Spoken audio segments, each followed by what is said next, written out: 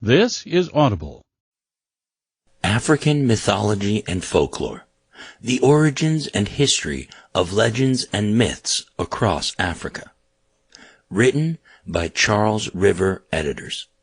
Narrated by Daniel Hoole.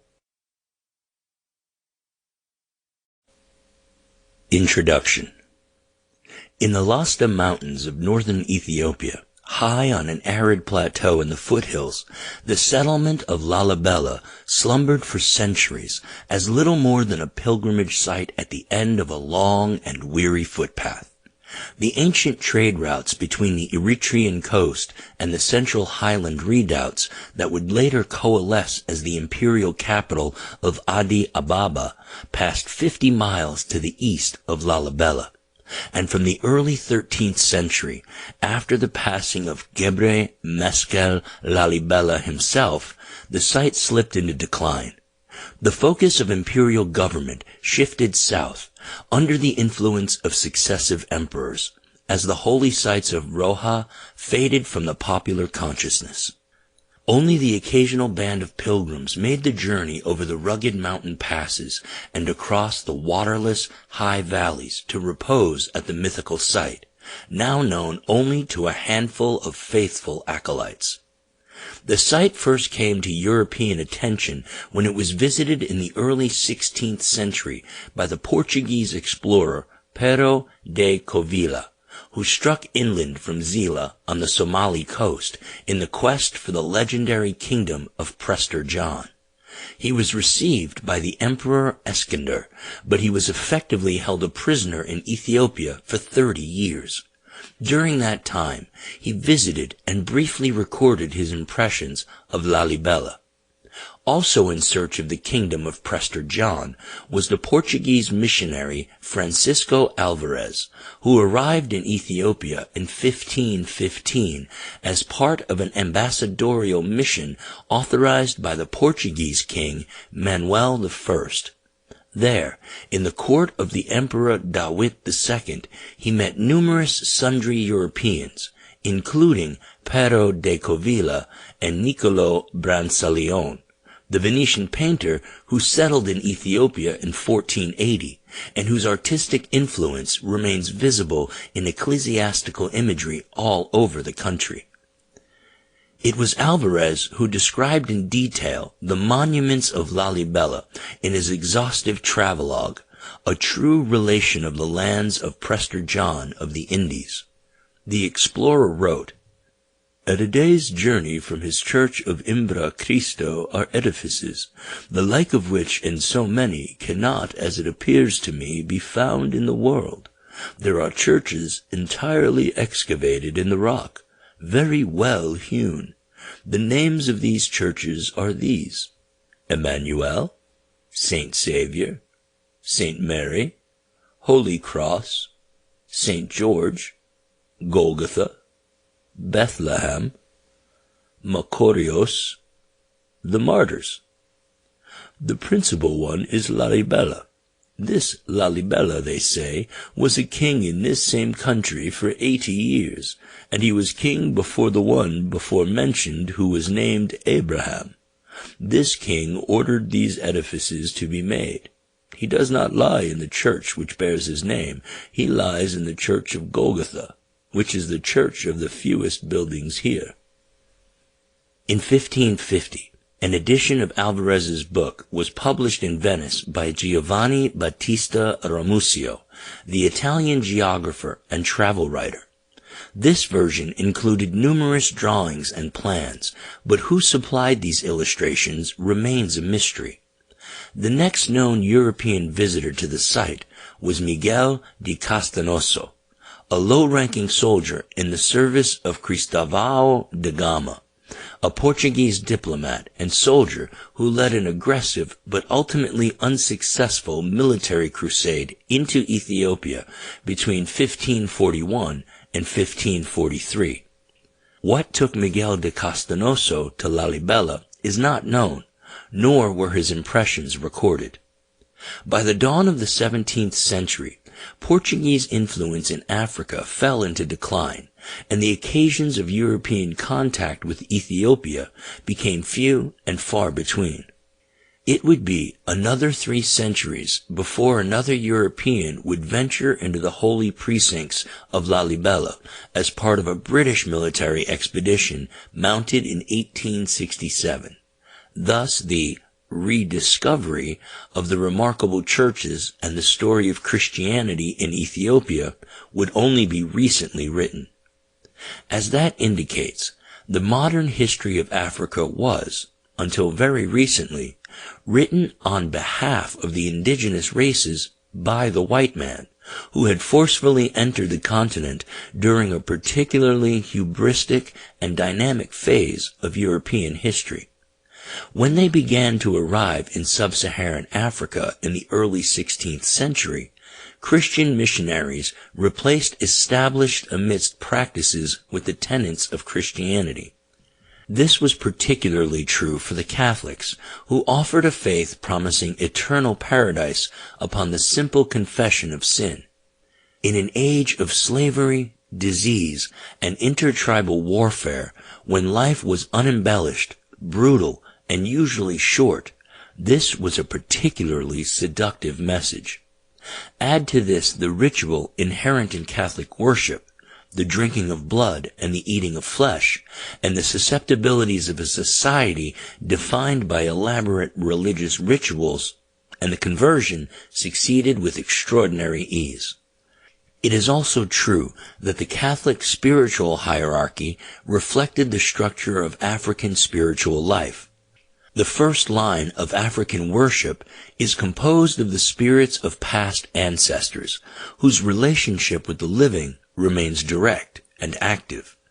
This overlapped with the idea of a host of saints endowed with specific functions and responsibilities. At a higher level, the more remote ancestral spirits, those of more than 3 or 4 generations past, who have merged into the overall spirit of the nation, formed a less definable but powerful presence in day-to-day life. These spirits easily translate to angels, while the Almighty Creator, too vast and remote to be understood, conforms to the notion of the one God. The embrace of Christianity and Islam, even today, is not necessarily to the exclusion of ancestral spirits, nor the essentials of witchcraft and sorcery. The precarious security of albino people in East and Central Africa, whose body parts are sought after in traditional medicine, is testimony to the fact that these superstitions are alive and well throughout Africa. African mythology and folklore, the origins and history of legends and myths across Africa, examines the various legends, how they formed, the evolution of African beliefs, and how they've affected countless cultures, along with pictures depicting important people, places, and events. You will learn about African mythology like never before. The Creation Saga. The striking commonalities occurring in natural religions the world over arise from the fact that all peoples have been confronted with the same essential stimulus from the dawn of humanity. The sun and moon, the earth and sky, the elements, the eternal cycle, and the animals of nature all beg the same question to form the great and compound mystery. From this central mystery springs inexplicable systems of veneration and worship that, notwithstanding minor regional variations, possess common themes. The most famous polytheistic society in Africa, the ancient Egyptians, were dominated by Ra, the sun god, who merged with Amun-Ra to form the Hidden One, the immutable and imponderable god of gods. The notion of a sun god is intuitive, for even the most primitive intelligence can ascertain the central nature of the sun in the cycle of life.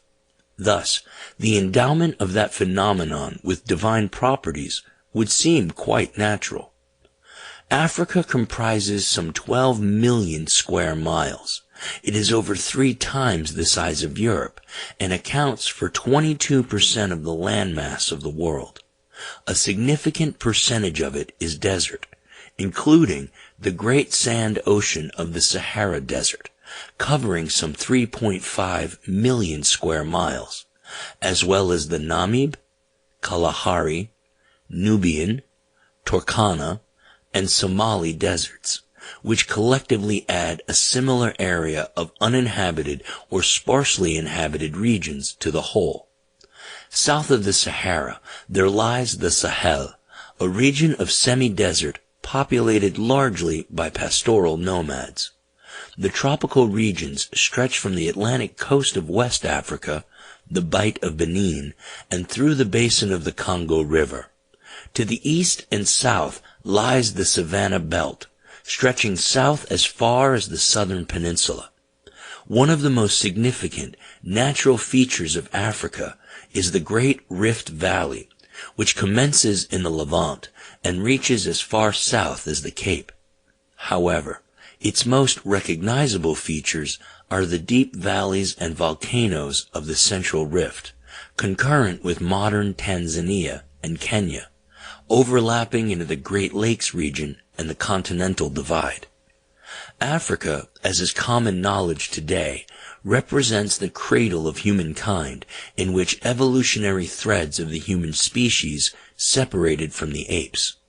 As the sciences of archaeology and anthropology continue to explore the earliest origins of mankind, fresh finds are still periodically unearthed, including the oldest hominin fossil found in Africa to date, which was unearthed in the deserts of Chad in 2001.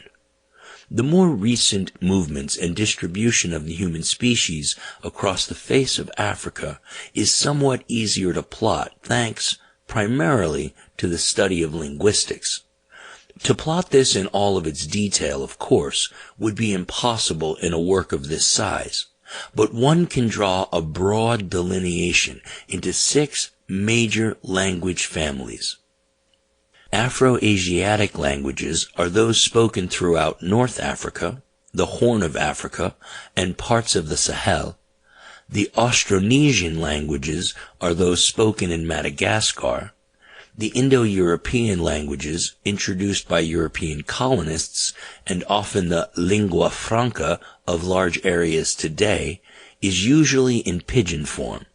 The Niger, Congo, and Bantu languages are the most widely dispersed, and the Nilo-Saharan languages are spoken in places such as Sudan, Chad, and Malay.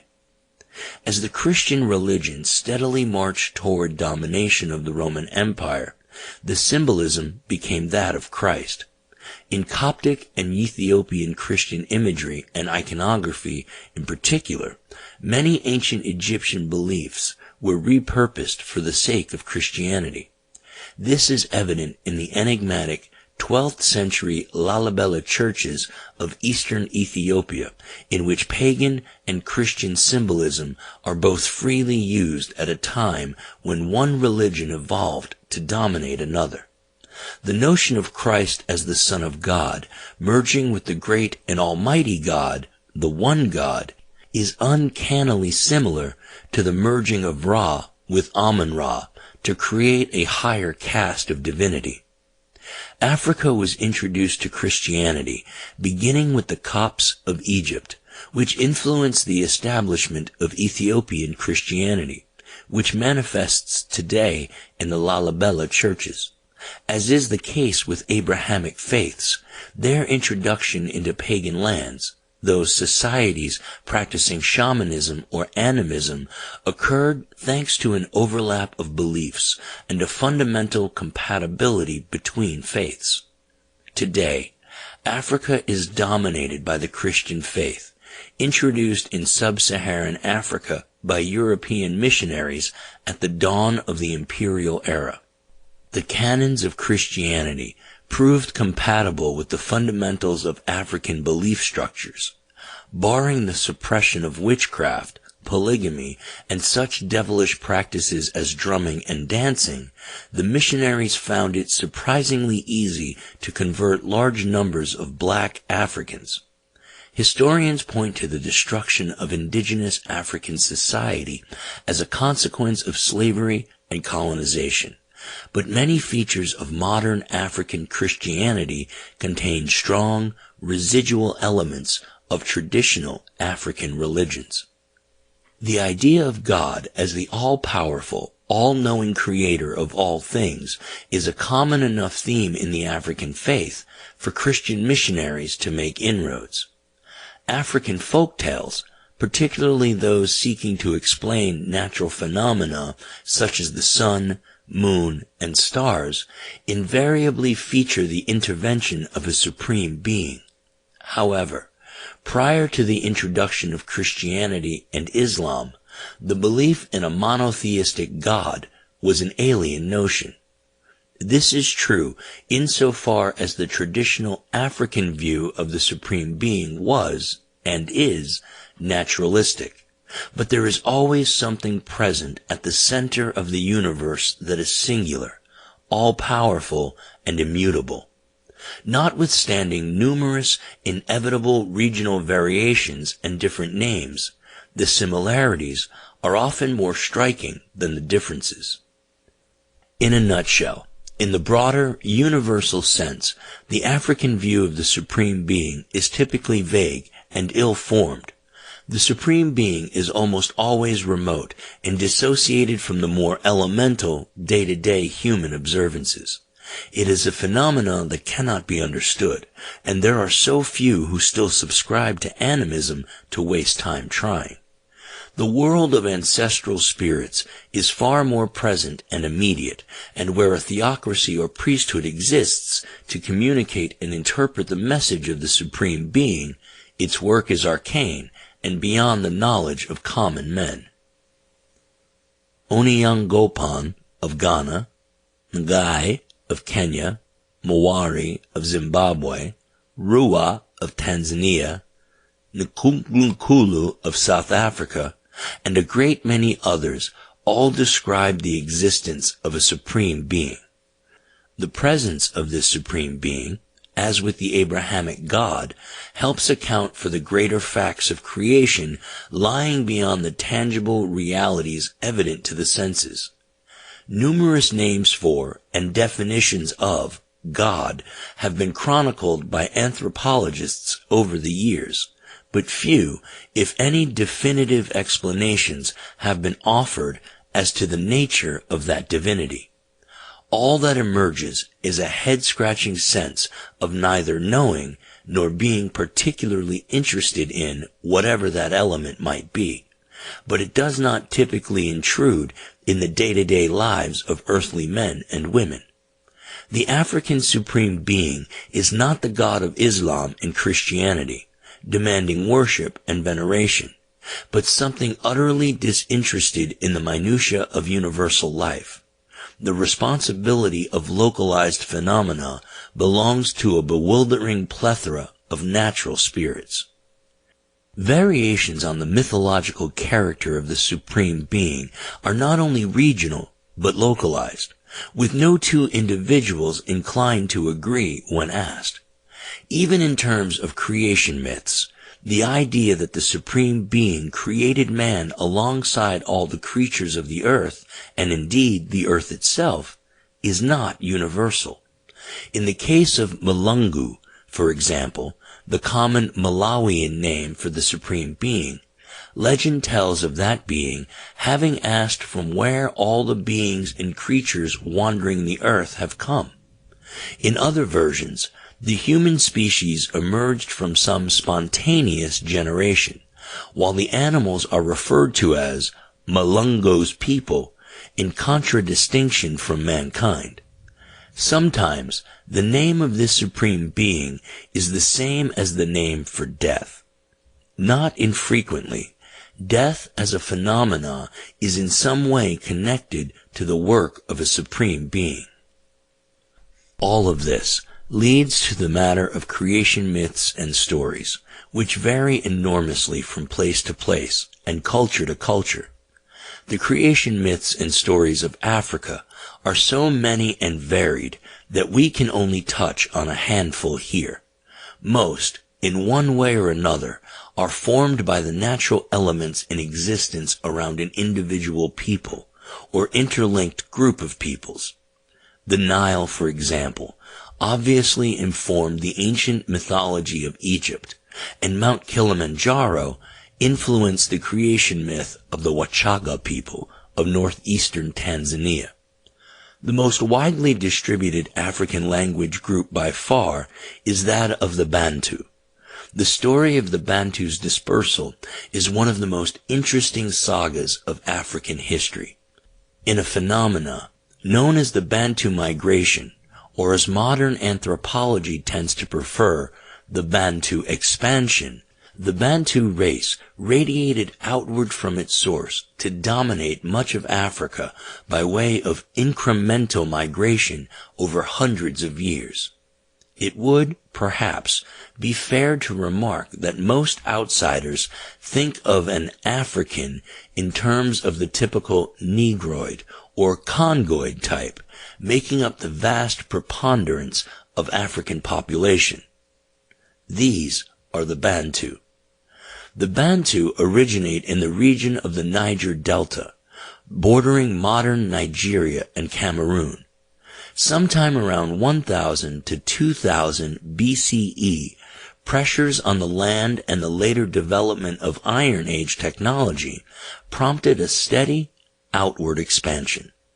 In its simplest terms, the movement spread west and north, but more vigorously east and south, moving first to occupy the central regions of the Congo Basin before crossing the Continental Divide and entering the conduit of the Great Rift Valley.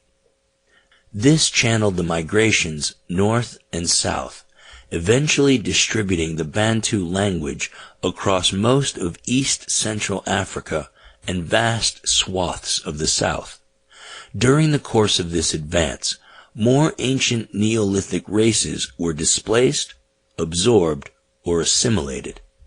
The only significant surviving example of this are the Bushmen, or San, of southern Africa, who took refuge in the arid west of the subcontinent, where small pockets survive to this day. It is estimated that over 1,000 distinct languages are spoken in Africa, with many thousands of associated dialects. The Congo, the largest African country, is home to over 325 distinct languages and many more dialects. Often, the original Bantu root was shaped by more ancient languages, and certainly the modern languages of South Africa show the strong influence of the click style of the San. Then, there are languages such as Swahili, a Bantu language at its root, but influenced by Arabic and Indian vernacular introduced through international trade with the east coast of Africa. It was used as the Swahili lingua franca of trade in vast regions of the interior and dispersed the language as a common medium of communication, often as a second or third language, across most of Africa's east-central region.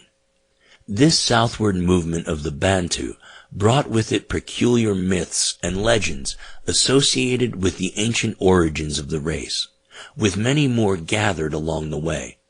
As a consequence, the mythology and folklore of Africa are dominated by Bantu tales and legends. The regional concentration of cultural mythology tends to follow the destiny of population, and the most significant concentrations of the population have historically been in the tropical regions. Anthropologists have also noted that forest lifestyles and experiences tend to generate a particularly dense and vibrant mythology over time, associated with the far greater diversity of life pervading the forest. Forests also tend to limit physical vision and in a world of deep recesses, dark shadows, and such a diversity of natural form, nature spirits proliferate with equal abandon. West and Central Africa are known for masks and fetishes. Deeper superstitions emerge among forest communities, and lives tend to be lived in constant intercommunication with unseen spirits of the forest. Pre-colonized African society was a society in which the history was archived in the tradition of storytellers, and it is through this medium that the mythological foundation of any human society is established. Song and dance also occupy a place in the daily process of life, with specific songs and dances appropriate for each seasonal occupation and every social function in society. The recording of the oral tradition throughout Africa began around the turn of the 20th century and continues to this day, although the density and vivacity of the African oral tradition have faded to remnants under the influence of modernity.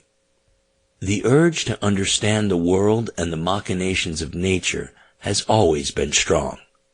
In Africa, as is the case elsewhere, the creation myth is the central feature of social identity, and there are as many variations of it as there are individual societies and communities within the societies.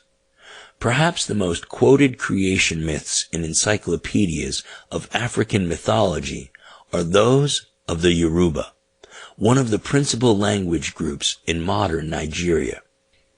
From the Christianized south to the Islamized north, Nigeria offers up what is perhaps the broadest cultural and ethnic diversity in Africa, possessing a great depth of artistic and literary heritage. This story is told in many versions across Yorubaland, universally beginning with the actions of the Olodumare, or Supreme Being. Olodumare had two sons, the first named Obatala, and the second Odudwa. One day, Olodumare sent his sons to earth, giving them three things to carry: a bag, a hen, and a chameleon. A common feature of every version of this story is that at the time, the earth was comprised of only water and no land. In more than one version of this tale, divinities accompany Olodumare's sons to earth to prepare the land or create it on the water's surface. In others, it is discovered that the land is contained within a bag, first in the form of sand upon which a coconut palm is planted, and secondly, black soil within which the first crops are sown. Meanwhile, Obatala, the younger of the two brothers, discovers the coconut palm's ability to produce wine, which he drinks and then falls asleep. Oduduwa, the older brother, opens the bag and discovers the sand, which he spreads around the roots of the palm tree. He then releases the chameleon upon the surface of the sand. With the slow and careful gait of a chameleon, it determines that the beach is good and firm enough to bear weight. Next, the soil is spread out, and the hen is released. As hens are apt to do, she vigorously scratches and worries the soil, spreading it evenly, creating the land. Soon enough, Oduduwa ventures to test the integrity of the land himself. As he does, Olodumare sends prosperity down as a gift to him. Prosperity is typically depicted as female, who brings with her seeds for cultivation, a bag of cowrie shells for trade, and 3 iron bars to be forged into knives, axes, and hoes. Thus, Oduduwa emerges as the first king of Ife, the first kingdom of Yoruba, while Obatala remains among the palms and becomes a drunkard. Nigeria was one of the first regions in Africa to come under the influence of both Christianity and Islam. Christianity arrived at the coast with the first missionaries, while Islam was introduced from the north via trans-Saharan trade. As a consequence, Nigerian creation myths were modified under the influence of the Abrahamic tradition, as the character of traditional supreme beings were adapted and rationalized to suit the Christian and Islamic notions of God. In Nigeria, as in every British colony, individuals on trial or giving testimony in a court of law swore an oath to one of their traditional deities with their hand on a Christian Bible. A variation of the Yoruba creation story follows the same essential theme, insofar as above there was only sky and below only water. The sky was ruled by Oluran, while his wife, the goddess Olukon, ruled all that was below. This time, the hero is Ubatala, a minor deity who requested and was granted permission from Olokun to create the earth for the use of living creatures. Obatala descended to the earth, bringing with him a gold chain upon which to climb down to earth, a snail shell full of sand, a white hen, a black cat, and a palm nut, all of which was carried in a bag. The sand was spread, and the white hen released to scatter it about. Obatala called the place Ifi, and dug a hole to plant the palm nut. As he waited for a forest of palm trees to grow, he kept company with the black cat, with whom he occupied himself, fashioning creatures out of clay. He became drunk on an intoxicating drink made from the palm, and the creatures he had made from clay, the people of the land, were imperfect, as the human race remains today. This angered Olukon, who initiated a great flood. In the savanna regions of the south is the Mashona nation, a majority tribe in modern Zimbabwe. The term Mashona, it is perhaps worth noting, is not one that necessarily originated within the tribe itself. Today, it stands as an umbrella term for a dispersed group of individual clans and subgroups, sharing a collective language and many common cultural traits, but who do not regard themselves as a unified people.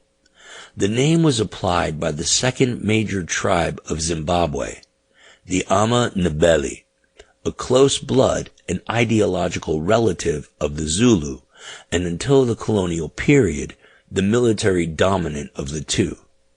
The Mashona creation story, despite its central commonalities, varies in detail across a spectrum of clans and subclans.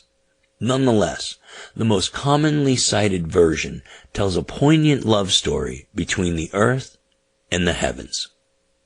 Mwari, the supreme being of Mashona mythology, created Mwedzi, or the moon, in a deep pool of water. Characterized as male, Mwedzi implored Mwari to allow him to live on land. To relieve his loneliness, he was sent Hueva, the morning star, to be his wife. This Mwari agreed to do, upon the understanding that Hueva would return to the firmament after 2 years. In those 2 years, Hueva conceived and gave birth to all the vegetation of the world. After 2 years, Mwedzi returned her to her home in the sky as promised, with profound reluctance. Soon he was lonely again. This time, Mwari sent him the evening star, Morongo, sometimes Venekatsvin Barum, under the same condition, that she must return in 2 years. Venekatsim Varum, too, conceived, giving birth to all the peace-loving birds, animals, and people of the world. However, when the time came for Morongo to return, Mwedzi would not allow it. Morongo immediately conceived again, this time giving birth to the violent predators, lions, crocodiles, poisonous snakes, and stinging creatures, like scorpions and wasps. Mwedzi and Morongo's fate was for both of them to return to the sky, where they continue to reside to this day. The elements of this tale satisfy the question of earth and sky, the former temporal and the latter divine, along with the procreation of good and evil. It also touches on the importance and veneration of water in its divine power for good and evil. Water features prominently in local Mashona mythology, an example of which is the initiation required of a novate spirit medium to live underwater for several years before emerging with the inner vision necessary to communicate with the gods and spirits. Another example of the curative power of water can be seen in a story explaining the difference between black and white. During the era of colonization, the curses of slavery and inequality were naturally seen in a racial context. Whites, with their overwhelming power of technology, wealth, and moral authority, were seen as blessed by God, while blacks, the subject of oppression, bondage, and misfortune, were seen as weak and cursed. It was told that a pool of cleanliness existed wherein Mwari ordered the people to wash. Those who were fortunate to find the pool full of water emerged white, while those arriving later to find the pool almost empty were only able to wash the palms of their hands and the soles of their feet. The story of Unkulunkulu, the supreme being of the Zulu, is much simpler, and in some respects more human, for Unkulunkulu derives from a human form. The Nguni, comprising the Xhosa, Zulu, Ndebele, and Swati subgroups, are a Bantu people who originated in the eastern quarter of South Africa. The Nguni were widely scattered toward the end of the 18th and early 19th century by the advent of the Zulu Wars.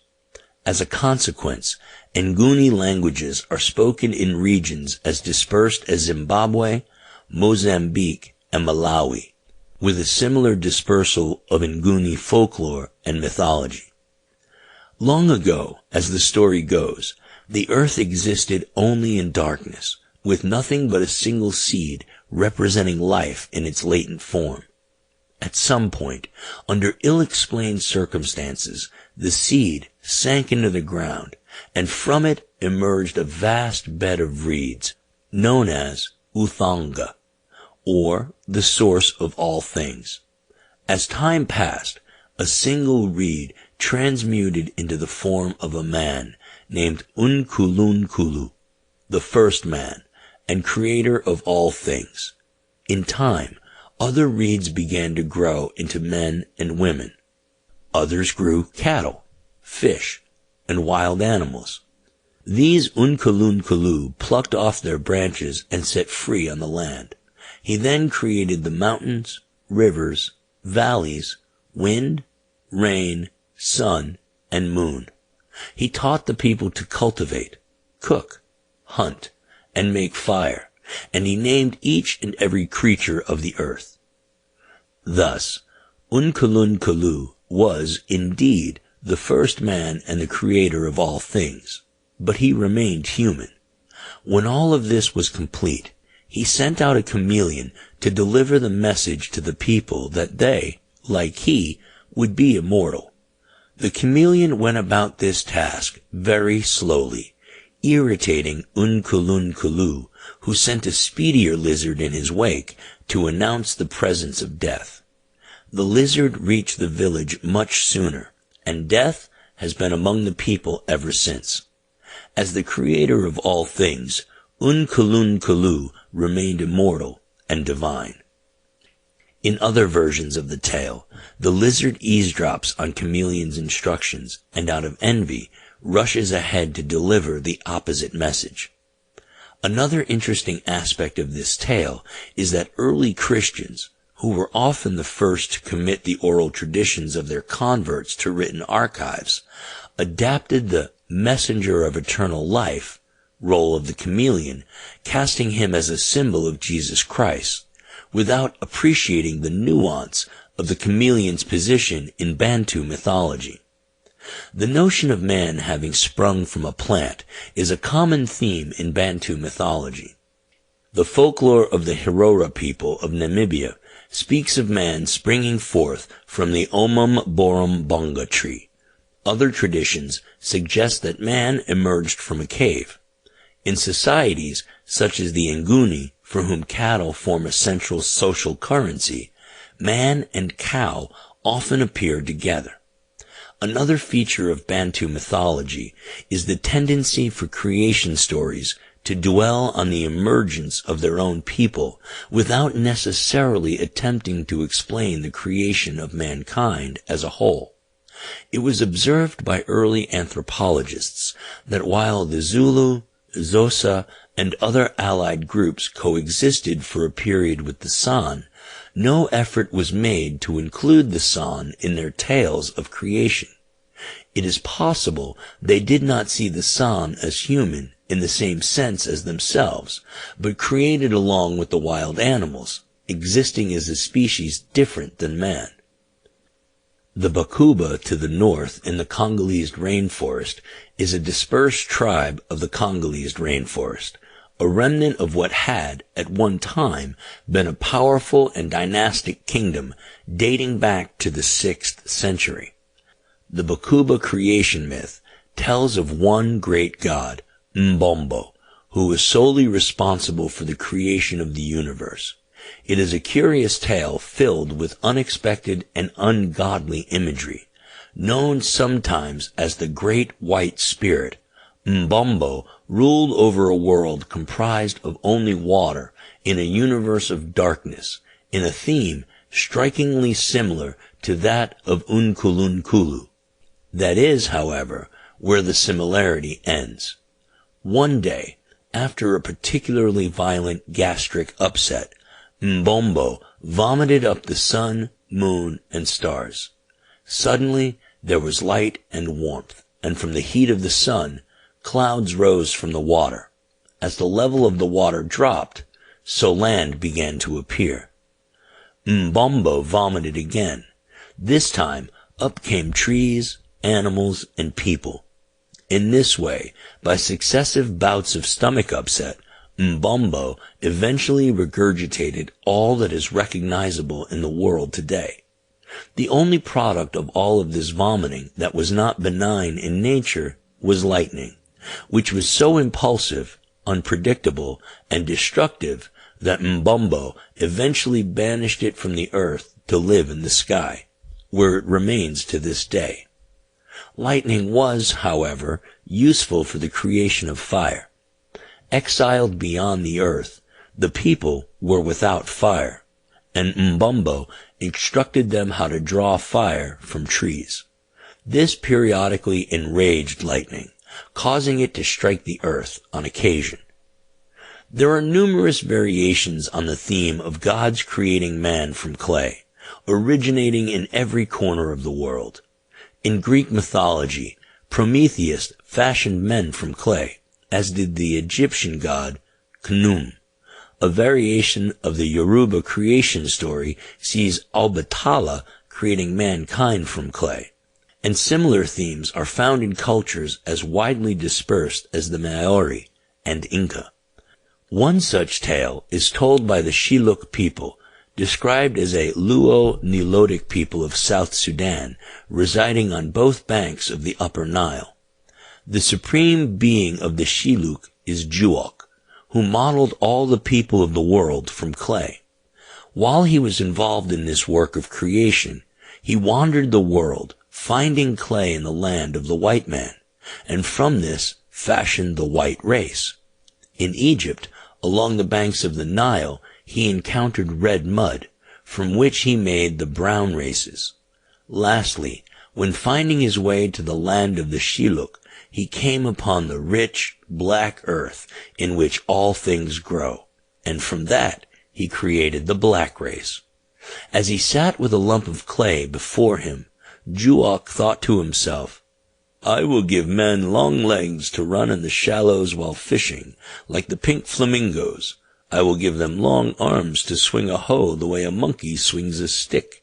I will give them mouths to eat millet and tongues to sing with, and I will give them eyes to see their food and ears to hear their songs.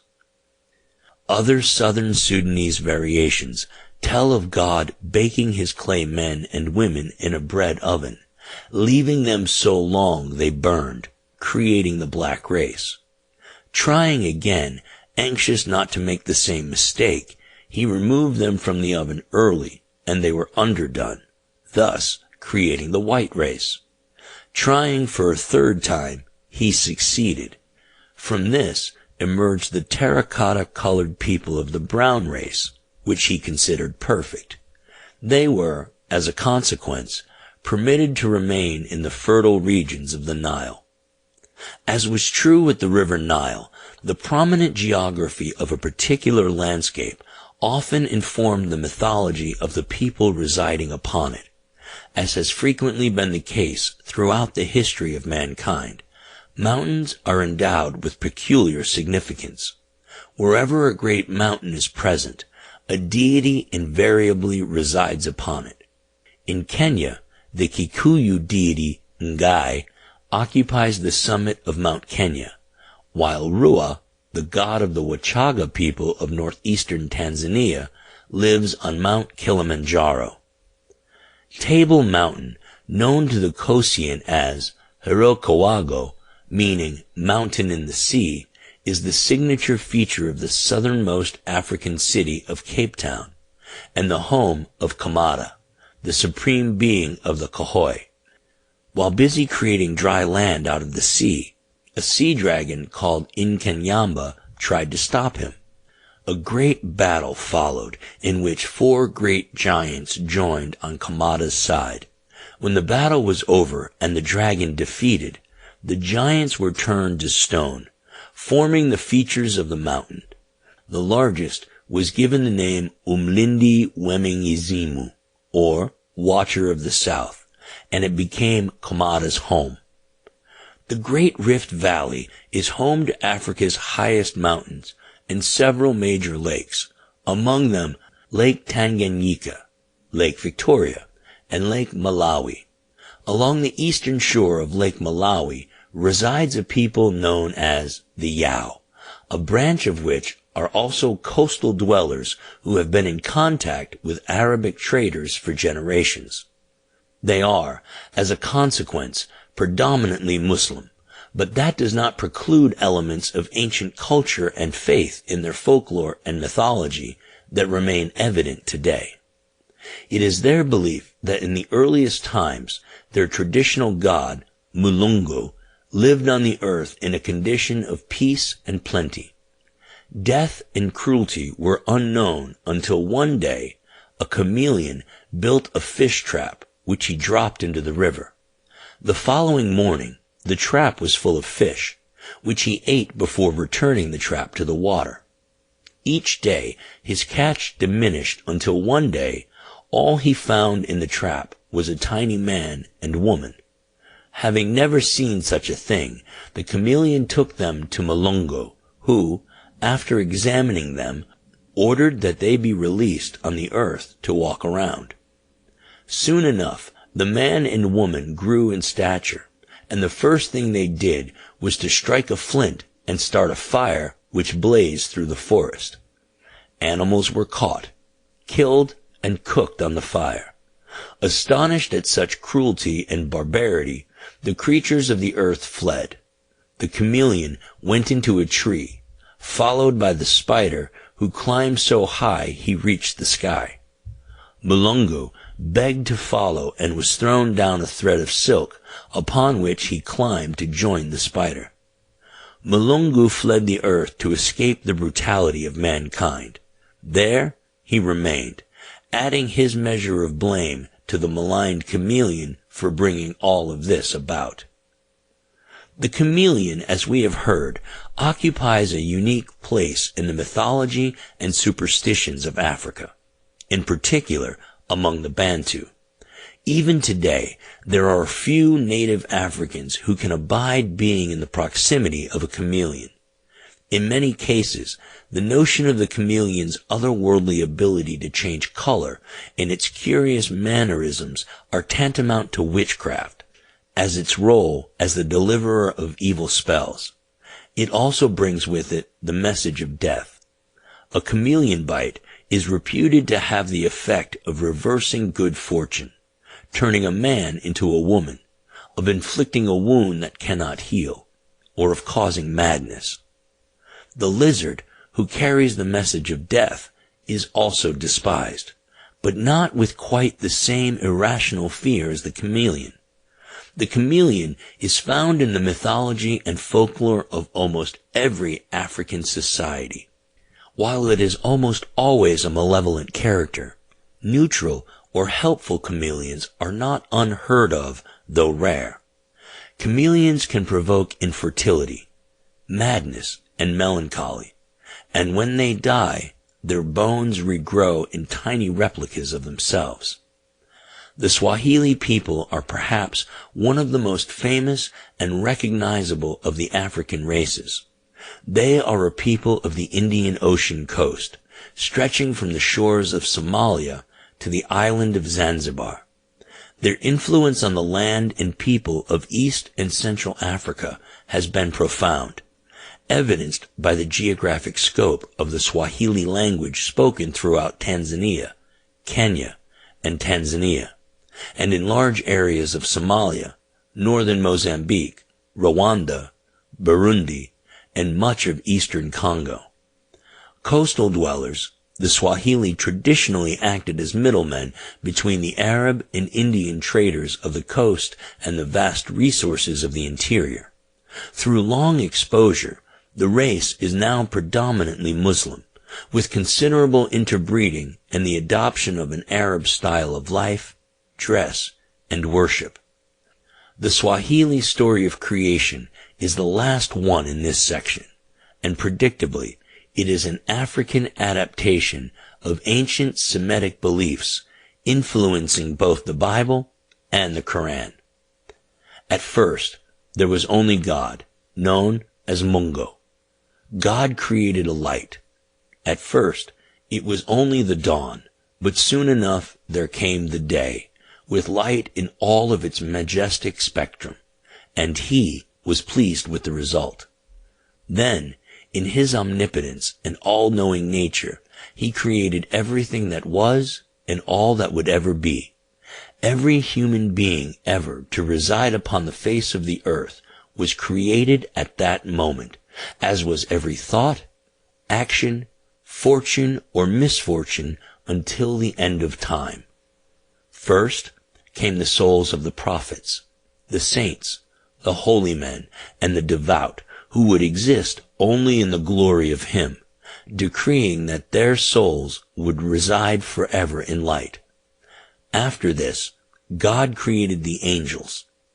Lastly, the common men and women of the world were created. Then came the essential elements, the canopy, the throne, the pen, the book, the trumpet, paradise, and hell. The canopy implies the shelter, vast and immutable, beneath which is the throne. There God resides in glory. The pen, which bridges the earth and sky, writes the destiny of mankind, and the book is the receptacle within which all is written. This is done in order that all men will know and understand the law of God.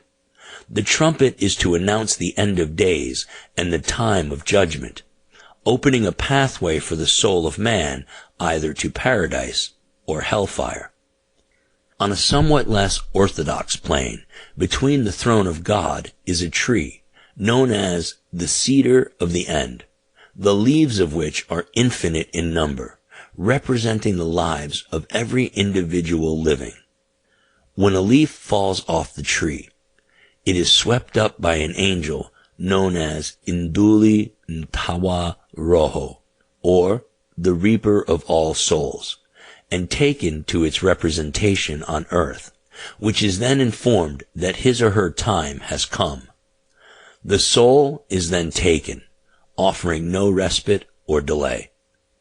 After creating the earth and all things on it, God created a cockerel of many colors who stands in heaven and heralds the day, prompting every cockerel on the face of the earth to do the same, inviting the faithful to wake and worship God. With the first crowing of the cockerel of many colors, the sun rises, the day dawns, and the world begins. The sun and the moon. In the elemental world of animist faith, the sun and the moon, with all of the obvious symbolism of life-giving radiance and the unchanging cycles of the season, are central. Almost all traditional belief structures in Africa offer up an explanation for the existence of both the sun and the moon, but also the firmament and other imponderables of earth and sky. In times before the generation of electricity and the enlightenment of modern science, when the only light was the sun and moon with their eternal cycle, the mystical relevance of both can hardly be understated. How the sun, the moon, and the stars arrived on the firmament form a common theme in the folklore of every nation and people in Africa. This is centrally true in Nigeria, which was and remains a favorite of anthropologists and traditional folktale collectors. This is, of course, thanks to the sheer diversity of Nigerian tribal culture, as well as its relative accessibility during the first half of the 20th century, when there was so much work in gathering the African oral tradition. Nigeria was a part of the British Empire, and the British colonies of Africa tended to place a far greater emphasis on anthropological study than the Portuguese, French, Germans, or Belgians. In Bantu mythology, stories of the sun and moon in particular tend to run on the theme of banishment or removal by force. The Bushmen or San of the Kalahari, for example, although they are not Bantu, explain that the sun lived on earth in a hut.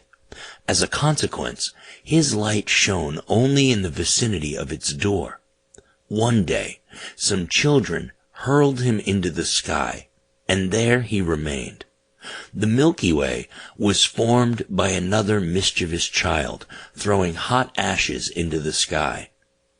In another tale, it is grains of shining sand.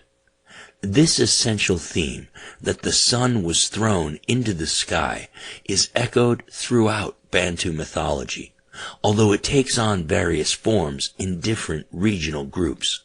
The idea that hot ashes thrown from the cooking fire formed the great sweep of the Milky Way is another common theme.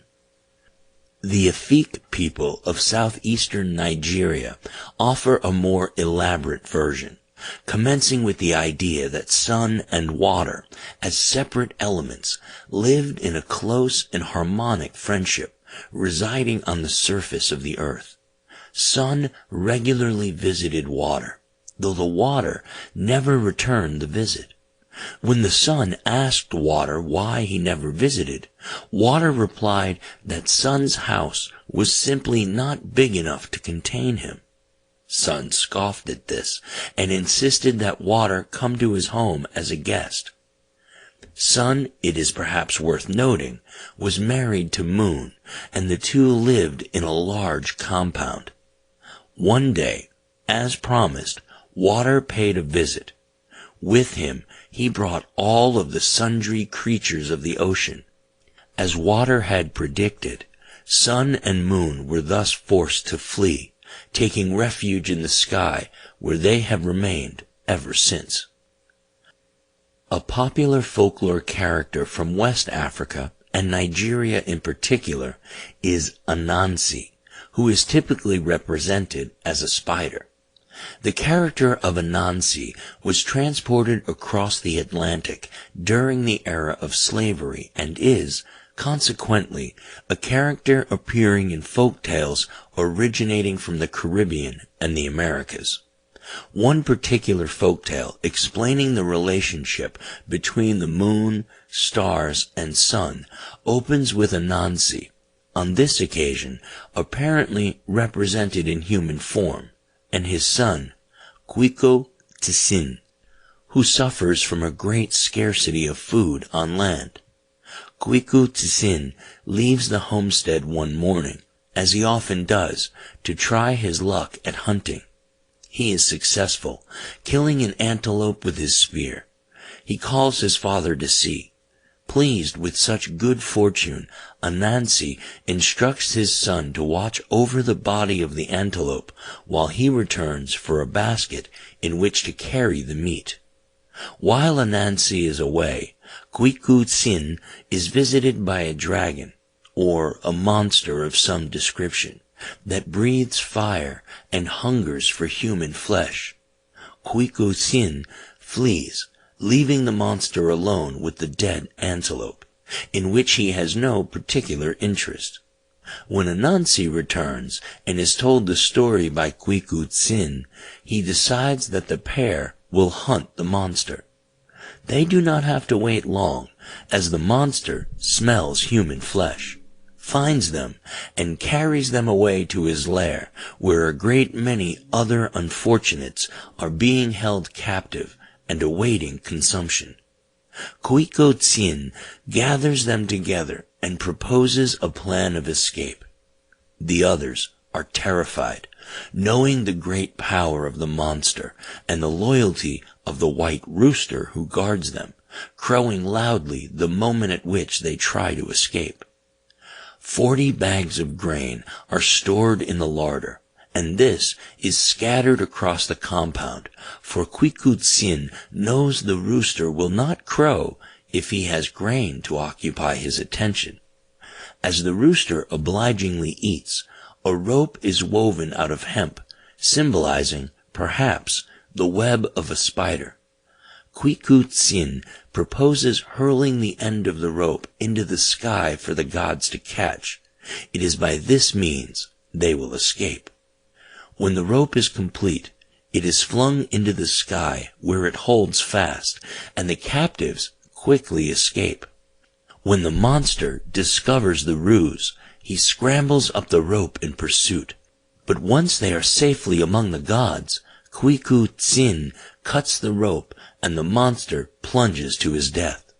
So impressed are the gods by this feat that Kwiko Tsin is transformed into the sun, Anansi the moon, and the others the stars.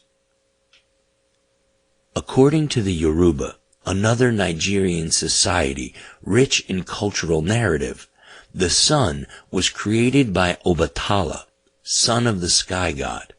There was once a king of the forest who possessed a beautiful tree of iroko wood, which he neglected to sacrifice to the gods.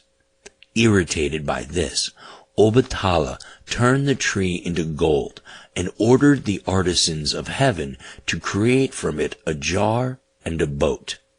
Once complete, he ordered his slave, "You don't hear what I say," to take the golden jar and sail it to the golden boat back and forth across the sky. Thus, the sun came into being.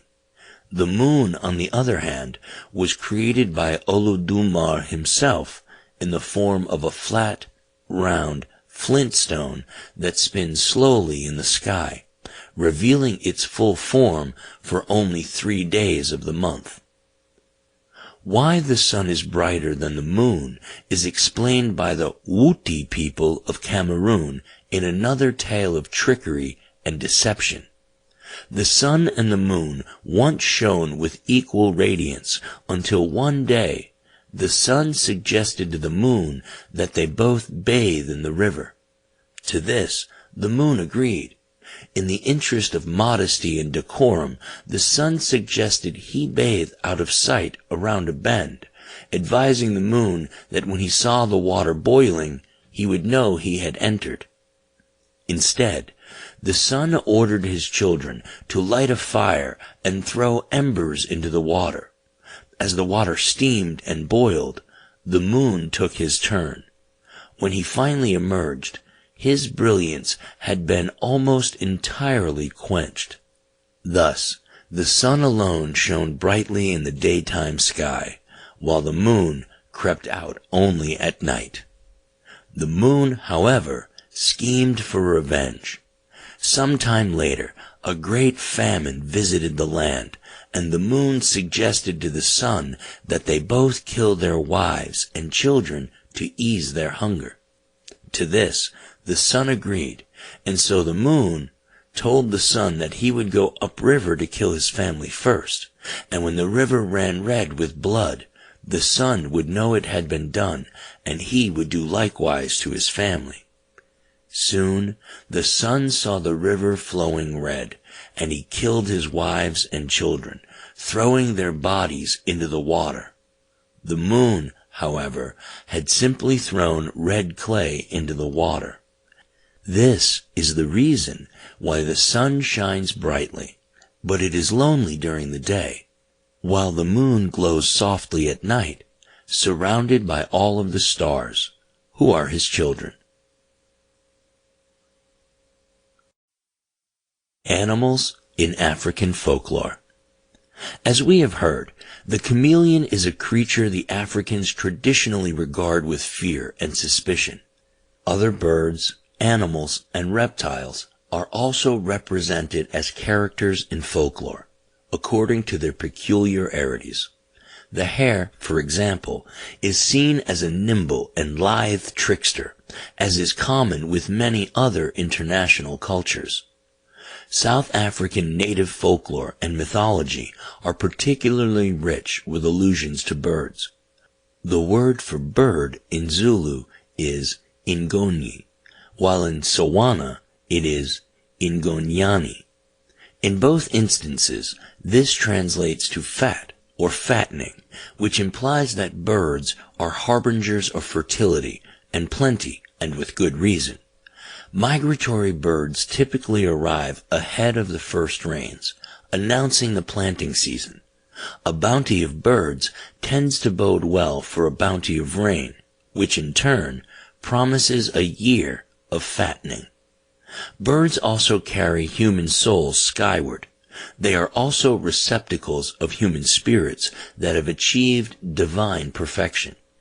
In times past, certain favored birds were protected, and a proverb in Nguni society warns that to cut a tree harms a bird. The plumage of birds decorated war regalia, and the feathers of certain birds, mauve and blue rollers in particular, were reserved only for use of the king. A common bird from the South African veldt is a highly eccentric wader, known as the hammerkop, or hammerhead. Like the chameleon, it is a creature bound to attract attention for its curious habits and unusual abilities.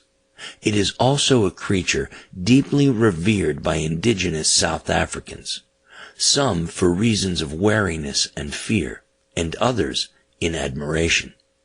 Among the Zulu, it is regarded as a symbol of human fertility, although elsewhere it is seen as emblematic of vanity and human superficiality. Why it is regarded in either context is a matter of speculation, but some say its expansive and untidy nest must be the home of many offspring. As it stands, searching the wetlands for snails and frogs, it appears to admire itself in the surface of the water. It is also known as the lightning bird because it is migratory, arriving in the country with the break of the annual monsoon. Because of this, it is often associated with the heavy and violent tropical downpours characterizing the season. The African hopu, a colorful and companionable bird, is a harbinger of friends, while the lilac-breasted roller, with its palette of blues, lilacs, and mauves, is the bird of peace and reconciliation, often sacrificed by kings when negotiating a truce. Its throat was typically cut with a ceremonial spear, after which the spear was broken by erstwhile enemies. The list is long, but the holiest of birds in southern Africa is the Beteleur eagle. It is also the most beautiful. This visually striking creature is typically seen aloft in the sky or perched among the highest branches of a tree. Its significance varies from place to place, but it is generally seen as representing the beginning and the end, or the limitless and omnipresent, and as such is closely allied to Unkulunkulu himself. The lion is, of course, revered for its courage and wisdom, the snake feared for its malice and poison, the vulture admired for its vision, and the jackal for its cunning. The monkey and baboon usually play the role of the vainglorious buffoon who always get their comeuppance in the end. The Hottentot, or colored community of South Africa, forms a relatively recent subculture, nonetheless richly endowed with a folk culture gleaned from both branches of their lineage. Both names are mildly pejorative, but remain in wide use today. The rural, colored community of the Cape are a people of mixed lineage, typically white and Khoisan, a union dating back to the early establishment of the colony when white women were scarce. They are all that fundamentally remains of the ancient Khoi race of the Cape, and much of their folklore is drawn from that disappeared ancestry and blended with that of the bucolic Cape Dutch, who later settled the region. A typical jackal and monkey story, with many variations, tells of a jackal creeping into the yard of an old boer, a Dutch rural farmer, and stealing one of his sheep daily. Eventually, the boer rigs up a whip or a spring-loaded noose, which he places in the doorway of the sheep house. That night, the jackal is caught, and the first light of dawn finds him hanging, suspended off the ground. Soon, the boer comes out and inspects his trap, and that will be the end of the jackal. It so happens that a monkey is nearby, and when he sees the jackal's predicament, he jumps onto a wall and laughs. "Now you are caught," he cries, laughing heartily, "and it served you right." "Caught," replied the jackal. "Caught in what? It is such fun to swing here up above the ground. I do it all the time. You should try it." The monkey does not believe a word of it, at least not in the beginning, but with his appetite for fun, he cannot resist for long. Soon he is scampering across the yard to where the jackal is hanging, and he unties him and ties himself in his place. Just then, the jackal notices the old boer coming out of his home, and off he runs, laughing. "It is you," the boer bellows when he sees the monkey swinging in the noose, and he lifts his rifle and shoots him. The jackal is certainly a rare and elusive creature of the veldt, for it is usually nocturnal. His close cousin, the hyena, is diurnal, and always found when some creature has died or is dying. The hyena is a creature widely despised for its disreputable appearance and manners and its absolute lack of honor and integrity. It is seen as an agent of evil, a deliverer of spells, and the servant of sorcerers and witches. Witches ride on hyenas in the night, sometimes turning themselves into hyenas. South African folk tales often portray the contradistinction between jackals and hyenas, and one such story concerns an elaborate scheme by a jackal to steal a fish. This story is interesting because it deals with non-African themes insofar as it features a wagon. The wheel was not present in South Africa prior to colonization, and this and many other similar tales overlap indigenous and Cape Dutch mythology and folklore. One day, a jackal noticed a wagon returning from the coast, filled with fish. Jackals are known to be very fond of fish, and it occurred to him that he would like a few for himself. Quick-witted and cunning, the jackal ran a short distance ahead of the wagon, and he laid down as if he were dead. In those days, the silver skin of a jackal was highly valued, so the inert animal was quickly fetched up by the driver and tossed into the back of the wagon. There, he began throwing fish out of the back of the wagon before jumping out himself to return down the track to gather them all up. He discovered that hyena had been following the wagon and had eaten them all. This considerably angered the jackal, and he decided to teach the hyena a lesson. "You can get all the fish you want," he told the simple animal, explaining the scheme he had used. The next morning, the hyena did exactly as he was told and pretended to be dead on the track.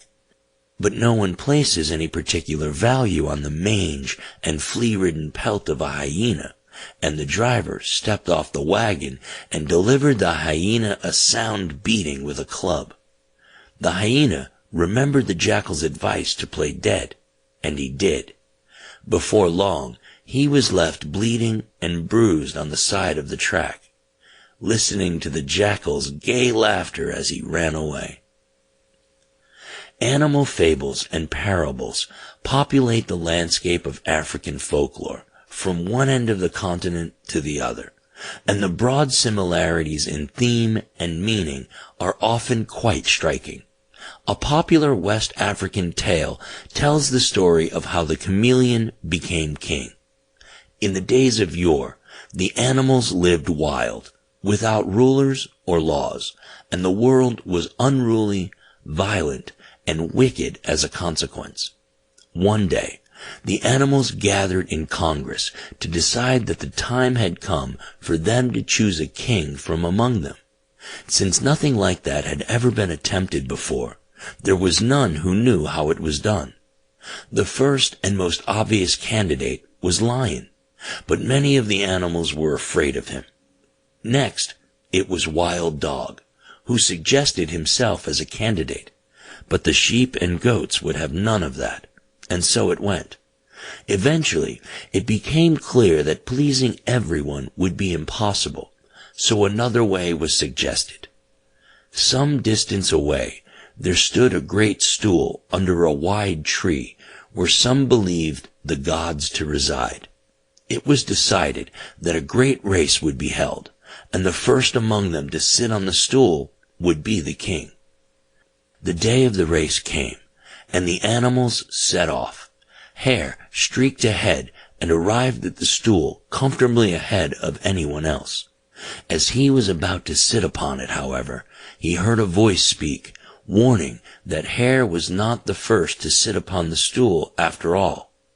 The voice was that of Chameleon, who, unbeknownst to Hare, had ridden on his back, changing color to blend with his coat. When the two animals reached the stool and Hare turned to sit upon it, Chameleon simply hopped off Hare's back. Hare realized immediately what had happened. He was furious, but the rules of the contest were quite clear. The first to be seated on the stool would be king, and that was Chameleon. As the other animals arrived, they too realized they had been tricked, while they had no choice but to declare Chameleon the winner. None among them was prepared to honor him as king. The Mpongwe people of modern Gabon along the equator tell the tale of why mosquitoes buzz. One day, Mosquito and Ear, who were friends, went to take a bath. After her bath, Ear rubbed herself down with sweet-smelling oil, while Mosquito did not. When Ear inquired as to why Mosquito had not rubbed the oil into her skin, which was good for it, Mosquito replied that she had no oil of her own. Ir promised Mosquito some of her oil as soon as she was finished, for she had plenty. However, when she was finished, Ir did not give any oil to Mosquito, who asked angrily why. Ir did nothing but command Hand to chase Mosquito away.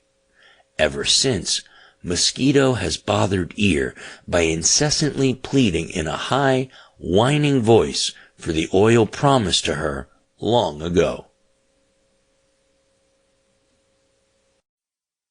The origins of fire. One day, a great hunter was hunting a bright and colorful bird that fascinated him and led him deep into the unknown wilderness. He followed the bird for many days, and although he was unable to kill it, he was aware of a strange cloud rising from the earth in the far distance. Having never seen such a thing, he eventually walked toward it. As darkness fell, and the night grew cold, he lost sight of the cloud, but he saw in its place the glow of a light. He followed the source of the light, and was eventually led to the curious sight of a star lying on the ground, throwing forth hot tongues and crackling angrily. The hunter greeted the phenomenon, and to his surprise, the greeting was returned. He was welcomed and invited to come closer that he might share in the warmth through the cold night. In exchange for this, he was asked to feed the flames with branches and logs of wood. This he did, and he was amazed to watch as the star grew huge. The thing then asked if he was hungry, to which he replied that he was. He was instructed to look behind him to see a rabbit. The hunter notched an arrow in his bow and shot it.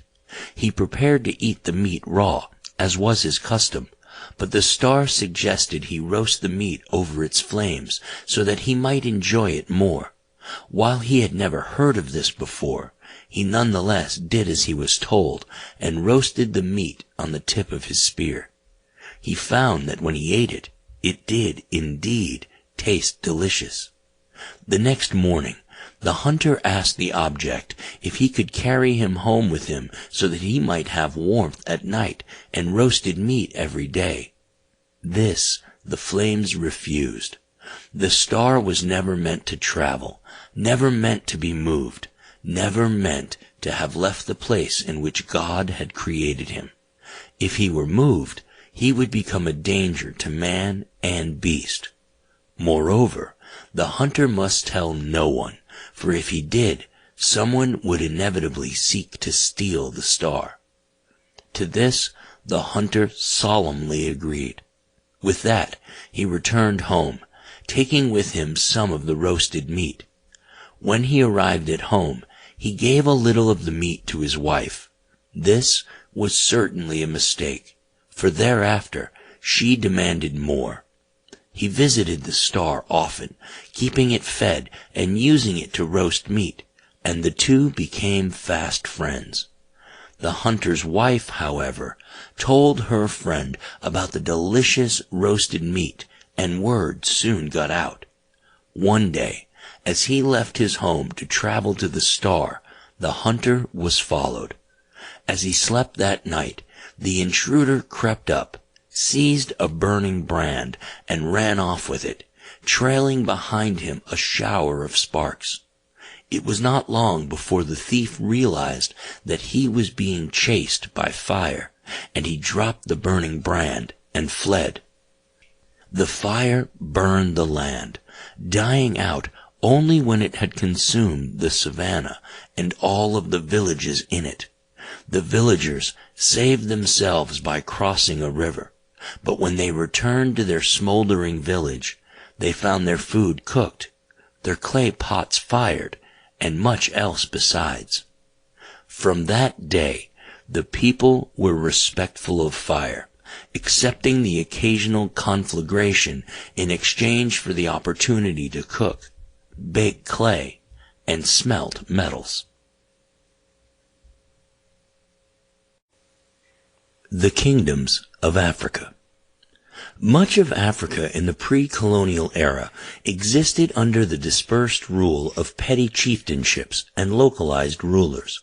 These were often only nominally loyal and usually linked by shared cultural and linguistic traits. It was this phenomena that allowed early European colonists to avail themselves so easily of so much African land.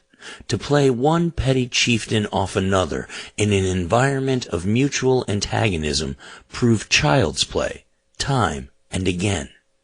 More difficult, however, was dealing with the few great kingdoms, the centralized monarchies ruling over large areas and holding coherent and often militarized societies together. Egypt remains the most recognizable of the great African kingdoms, though for the sake of this narrative, we view the Egyptian culture as belonging more to Mediterranean civilizations. In sub-Saharan Africa, the iconic names are the Zulu, the Ashanti, the Congo, and the kings of Dahomey and Buganda. By the advent of colonialism, many great African kingdoms had begun to fall into decline. The Portuguese, who arrived on the east coast of Africa toward the end of the 15th century, reported great cities of gold in the central interior. But by the mid-1880s and the scramble for Africa, all that remained were great Zimbabwe's stone ruins. The Empire of Ghana was founded in 700 CE. By 1067, Arab explorers from the coast of North Africa reported that the king of Ghana could field an army upwards of 200,000 men. By way of comparison, a year earlier, French Prince William of Normandy conquered England with an army of 7,000. The great kingdom of Malay gathered strength with the founding of the Kaita dynasty in 1235, which survived for 2 centuries. The Christian kings of Aksum followed the decline of the kingdom of Kush, the former in Ethiopia and the latter in South Sudan. When the Portuguese reached the Swahili coast, they encountered city-states scattered along the Indian Ocean seaboard and a strong regional commercial center in Zanzibar.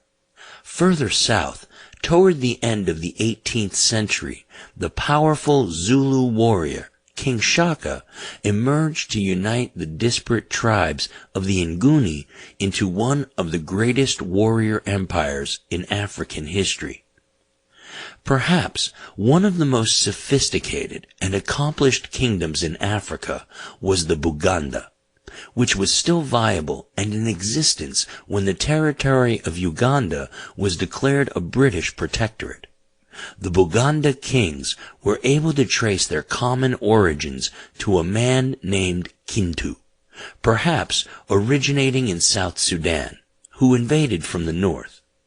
Kintu was certainly an authentic historical figure, but he has also become the subject of mythological tales that have since taken on aspects of creation stories. Certainly, the encyclopedia's description of Kintu is as a mythological figure who appears in legends from Buganda in a creation myth. In the beginning, Kintu arrived in Uganda as something of a wandering spirit, unaccompanied by an army and bringing with him the essentials of millet grain, cattle, and bananas, all gifts given to him by the sky god Mugulu.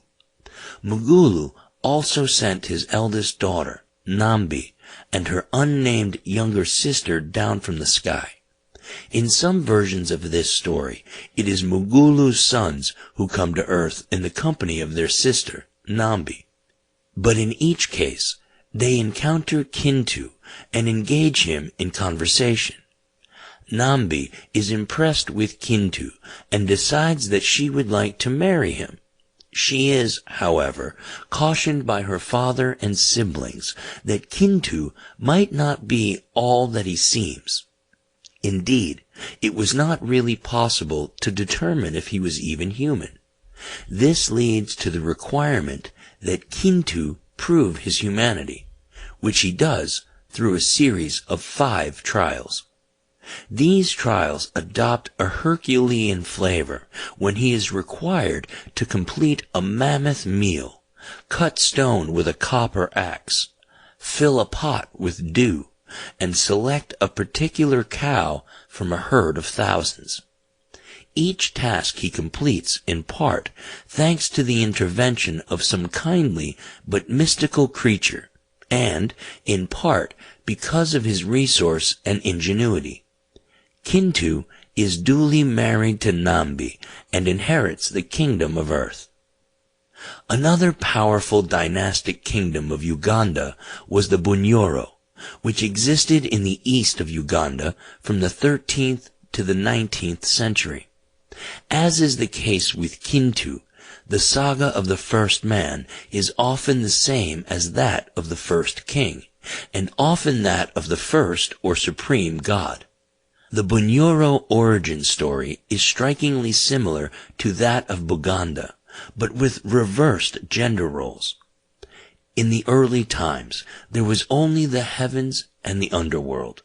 Heaven was the home of the gods, while the underworld was populated by outcasts from heaven who took on strange forms. One day, Izasa, son of supreme god Ruhanga, grew curious of life in the underworld and decided to visit. There, he was fascinated by the curious lives and customs of the outcasts, and he fell in love with and married an outcast princess. The story continues, for Izaza cannot now return to the sky, so he settles in the underworld and begins a family. The princess bears him a son by the name of Isimbwa, who finds his way back to the land of the gods. One day, after many years, he returns to the earth, where he discovers an illegitimate commoner by the name of Bukubu, and gains power over the kingdom of his father. Bukubu was told by a diviner that his eldest daughter would give birth to a challenger. To prevent this, the girl has her breasts and one eye removed to make her unattractive, and she is locked away in a safe place. Isimbwa, however, gains access to the place and copulates with the girl, who soon afterward produces a baby boy called Ndahura. When he learns of this, Bukubu orders the child to be killed, and he is thrown into a river. He somehow survives, and one day assassinates Bukubu and takes his place on the royal stool.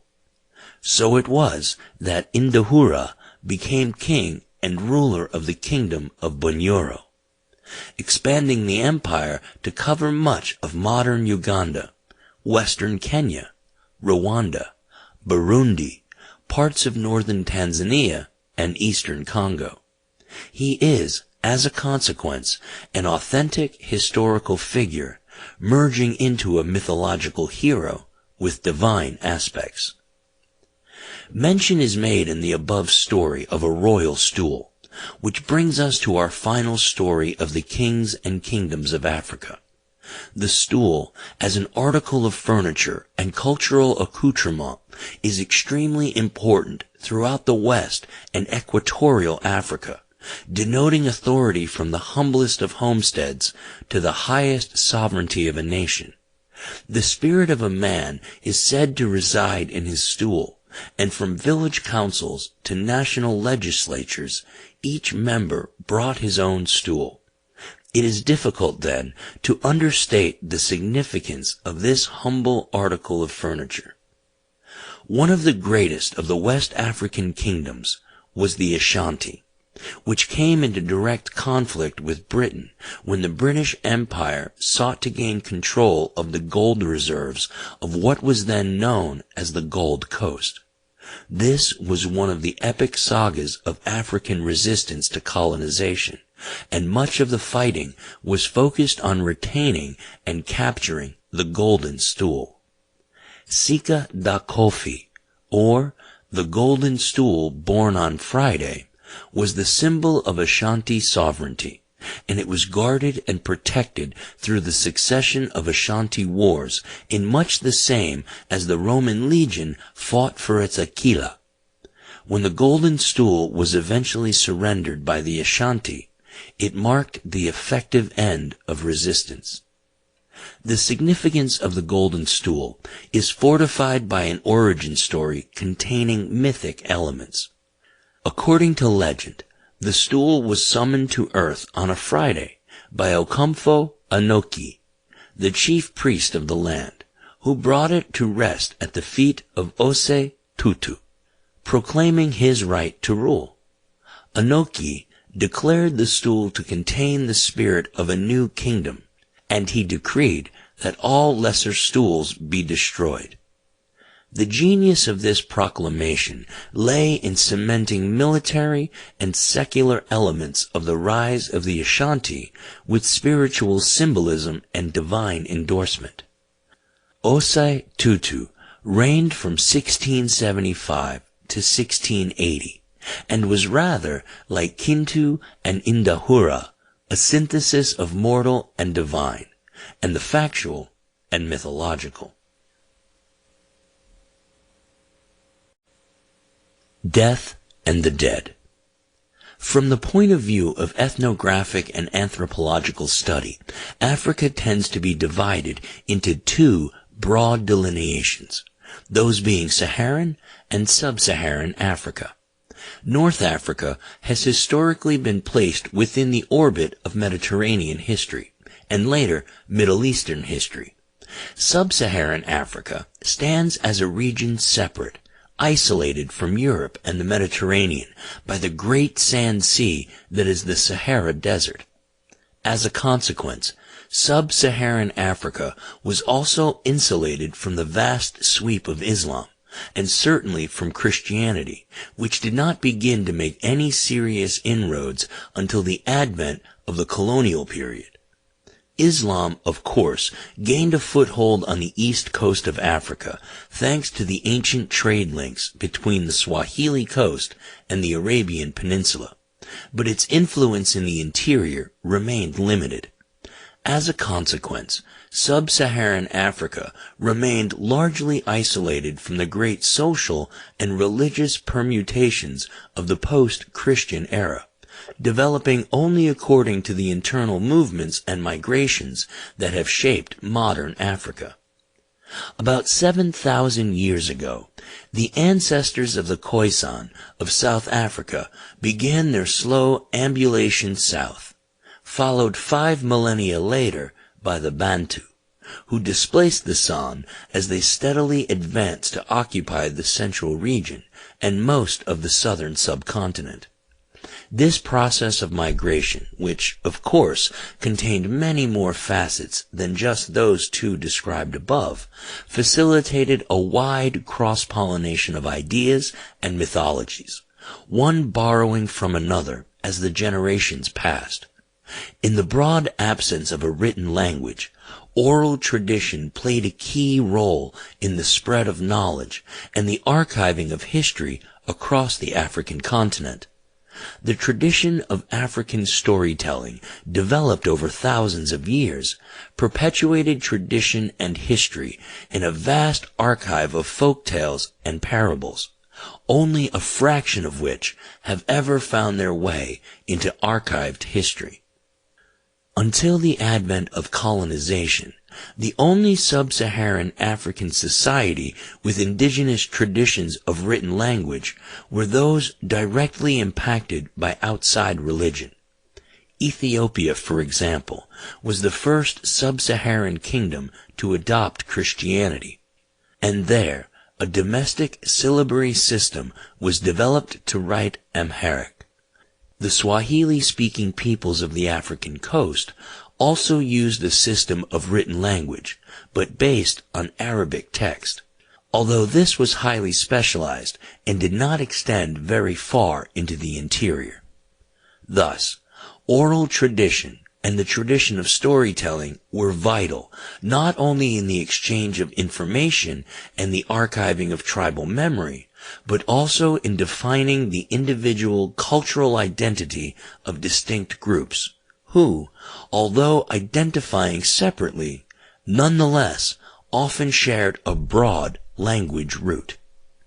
Perhaps one of the least studied and most underappreciated African nation is that of the San, or the Bushmen, an ancient race of hunter-gatherers who lived, and in many instances still live, in very close commerce with nature.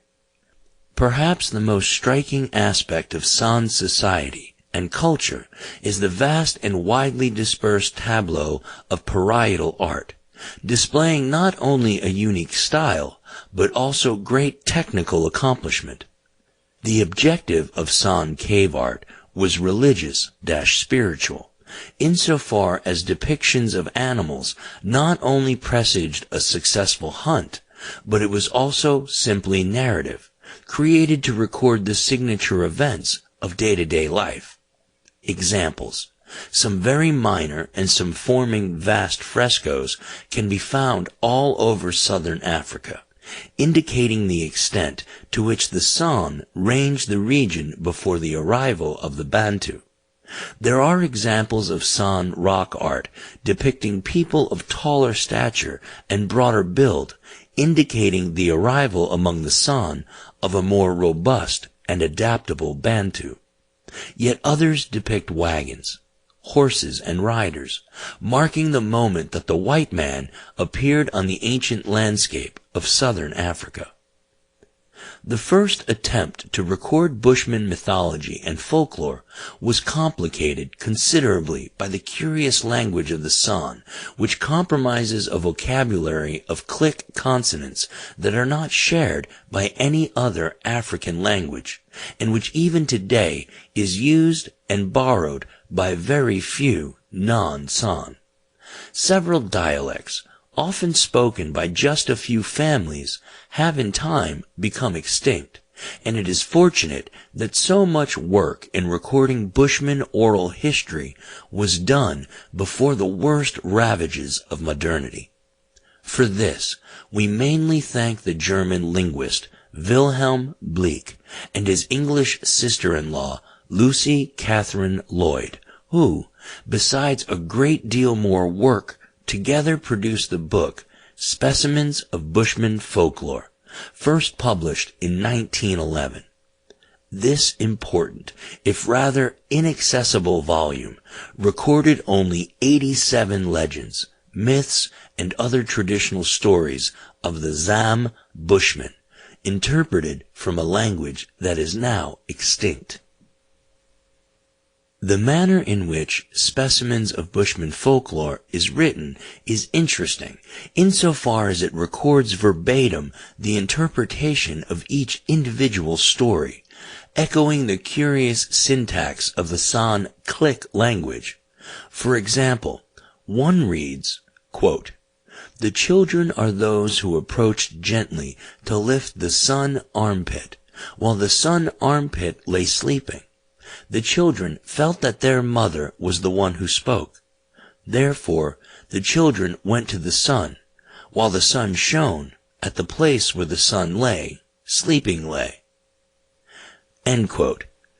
This story, entitled, quote, "The children are sent to throw the sleeping sun into the sky," end quote, describes the curious Bushman legend of the sun, which is told widely and with many variations. The reason that the children were given this task differs broadly in the telling, from the desire of an old woman to dry her wild rice to dissatisfaction with the selfish use of light by the sun himself. Quote, "The children came, the children went. The old woman said, 'You must go to sit down while ye wait for him.' Therefore the children went to sit down. While the children waited for him, he lay down. He lifted his elbow. His armpit showed upon the ground as he lay. Therefore the children threw him into the sky, while they felt that the old woman had spoken to them." End quote. Similarly, there is a story about the little girl who threw glowing ashes into the sky to create the Milky Way. She is usually described as being of the old race, and as the story goes, she arose one night in a somnambulatory state, and burying her hands in the hot ashes of the fire, she was burned and flung them skyward in pain. Quote, "The wood ashes which are here, they must all together become the Milky Way. They must white lie along in the sky, and the stars may stand outside the Milky Way, while the Milky Way is the Milky Way, while it used to be wood ashes." End quote. The Bushmen lived in very close proximity to nature. They were a nomadic hunter-gatherer people who forswore property and lived entirely in harmony with nature. No animals were domesticated, and no plants adapted for cultivation. As a consequence, they were uniquely close to nature, more conscious of its facets, and almost the entirety of their social culture was written and spoken in the language of nature. Many of the Bushman tales have a fireside flavor about them, and they are often extremely abstract and enigmatic. A close cultural relative of the San are those traditionally referred to as the Hottentot, an onomatopoeic name given to the Khoi by the Dutch because of the curiosity of their language. The original Khoisan of the Cape entered practical extinction soon after the arrival of the white man, through extermination, assimilation, and interbreeding, although the gene pool, albeit diluted, remained strong. Indeed, many of the more colorful folk tales of earlier times transitioned and entered the folklore of the frontier Dutch, taking on the character of their own observation of nature and the land around them. Many of the creation stories traceable to the San have similar versions told in more orthodox terms by Dutch and colored oral archivists. The Zulu origin of the death story involved two messengers, the chameleon and the lizard, the former the agent of immortality, and the latter the agent of death. A similar theme can be found in the Bushman tale of the moon, the hare, and death. Moon once instructed Hare to go to the land of men and deliver to them the message that as the moon died and was resurrected, so would mankind. Somehow, this message was perverted into a message of death, and this happens by numerous means, with the single commonality of Hare reporting back to Moon the erroneous nature of the message.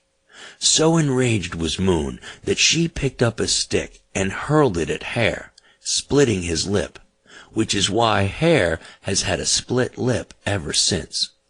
Moreover, Hare ran away and still runs to this day. Some versions claim that Hare leapt up and with his powerful back claws scratched the face of the moon, leaving the scars that can still be seen by the light of a full moon.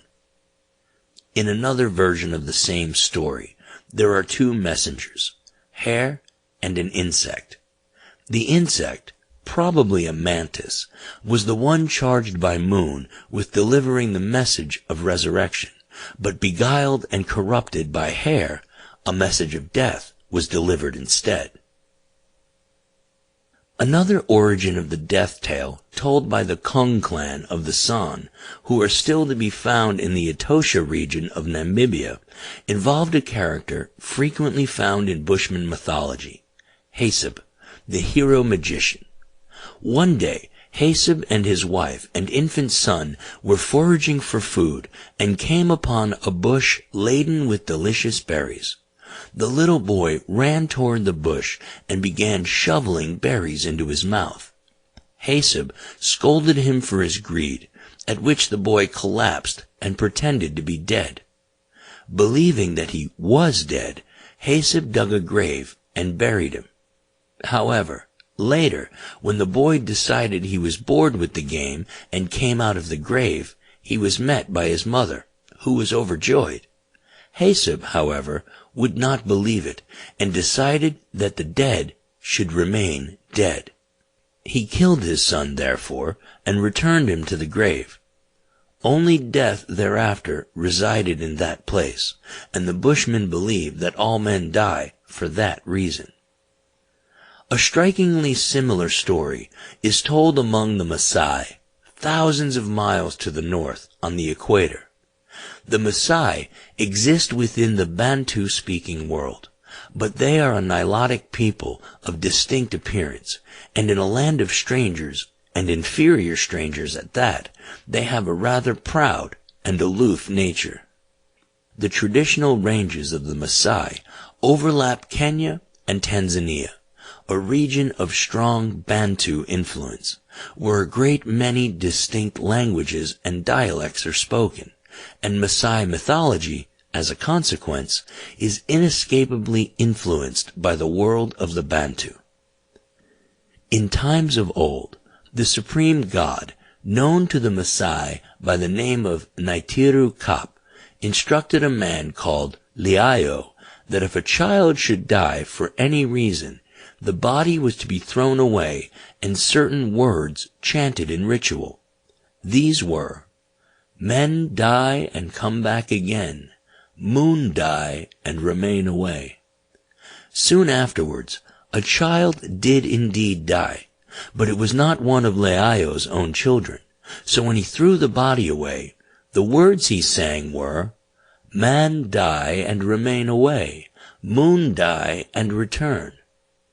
Then, however, some time later, one of his children did die, and throwing the body away, he chanted this, "Man die and return, moon die and remain away." The exasperated Naitiru Kap declared that it was no use trying again, and his first utterance would stand. And so it was that the moon was permitted to resurrect, while man was condemned to death.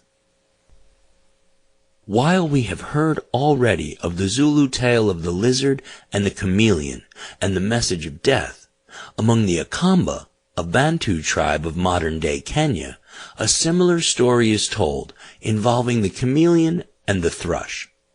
This is a rather mysterious story in which God, or the Supreme Being, gathered before him the chameleon, the thrush, and the frog.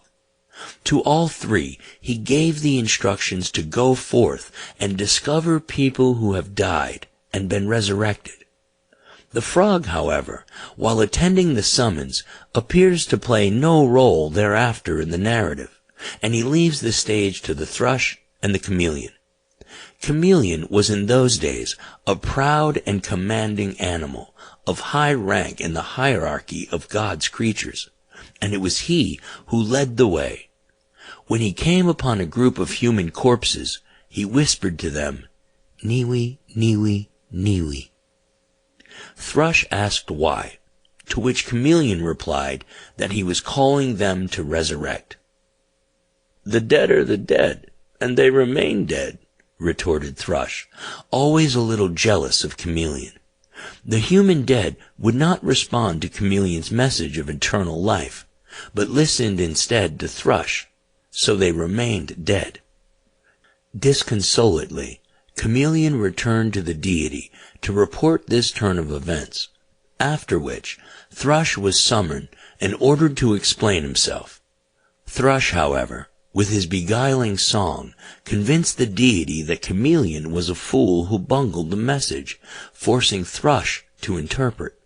Chameleon protested, but was not believed, and was demoted in the estimation of the deity, while Thrush was given the honorable job of awakening men from their slumber, which he does to this day. A similar story is told in Togo, West Africa, this time involving a frog and a dog. This time, too, the sequence is somewhat reversed insofar as the dog was given the task by men to approach God with a request that upon their death they wish to be resurrected. Thus instructed, the dog set off, but behind him followed a frog intending to inform God that men did not desire resurrection. Why he wished to do this is nowhere explained, for the frog is not typically a malicious creature in African folklore, but nonetheless, that was his intention. Dog, in the meanwhile, feeling hungry, smelt something delicious, and he was irresistibly diverted to the hut of a man boiling magic herbs.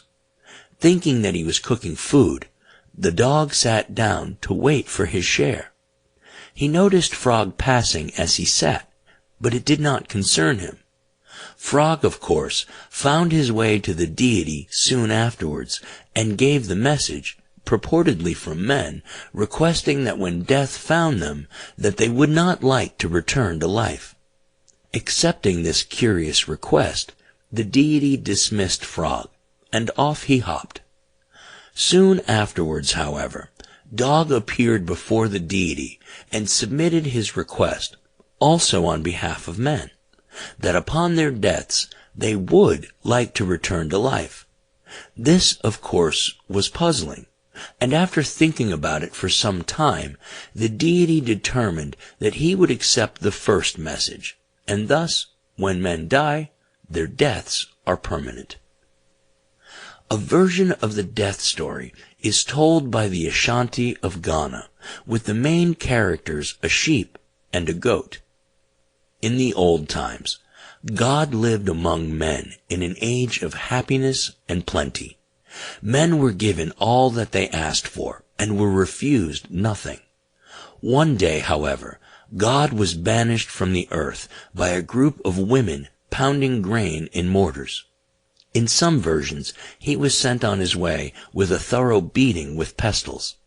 For a long time thereafter, at his place in the sky, he nurtured a grievance. But in time, he was mollified, and he sent a goat to earth with a kindly message. That message was a warning of a thing known as death that would likely come and harm them. Even if it did, however, death need not be permanent, and men would enjoy communion with God in heaven. The goat, however, was distracted by a succulent bush, which he paused to nibble on. Noticing this, God gave the same message to a sheep. The sheep, however, muddle-headed and rather simple, confused the message and informed the men that God had decreed that when they died, they would never return. This melancholy message was accepted, and when finally Goat arrived with his message of immortality, the men would not believe him. The Nandi of Kenya, in the meanwhile, tell yet another version of the origin of death story, this time concerning the moon and a dog. In this simple tale, a dog entered the village of men and demanded milk and beer, adding that if he was given what he asked for, men would resurrect 3 days after dying as the moon did. The humans agreed, but gave the dog his milk and beer in a bowl on the ground, and not as they themselves took it. He drank what was given to him, but told them upon his leaving that the moon would die and rise again, but men would remain dead for eternity. Our final death story is a curious tale that concerns a journey to the land of the dead, told in numerous versions all over West Africa. A couple, as yet childless and married for just a short time, decide one day to travel to the village of the wife's family to visit her parents. They set off early in the morning, walking through the cool forest until they come to the banks of a wide and shallow river. There, the man was surprised to see a skull resting on the path, and even more surprised when the skull spoke, pleading to be carried across the river.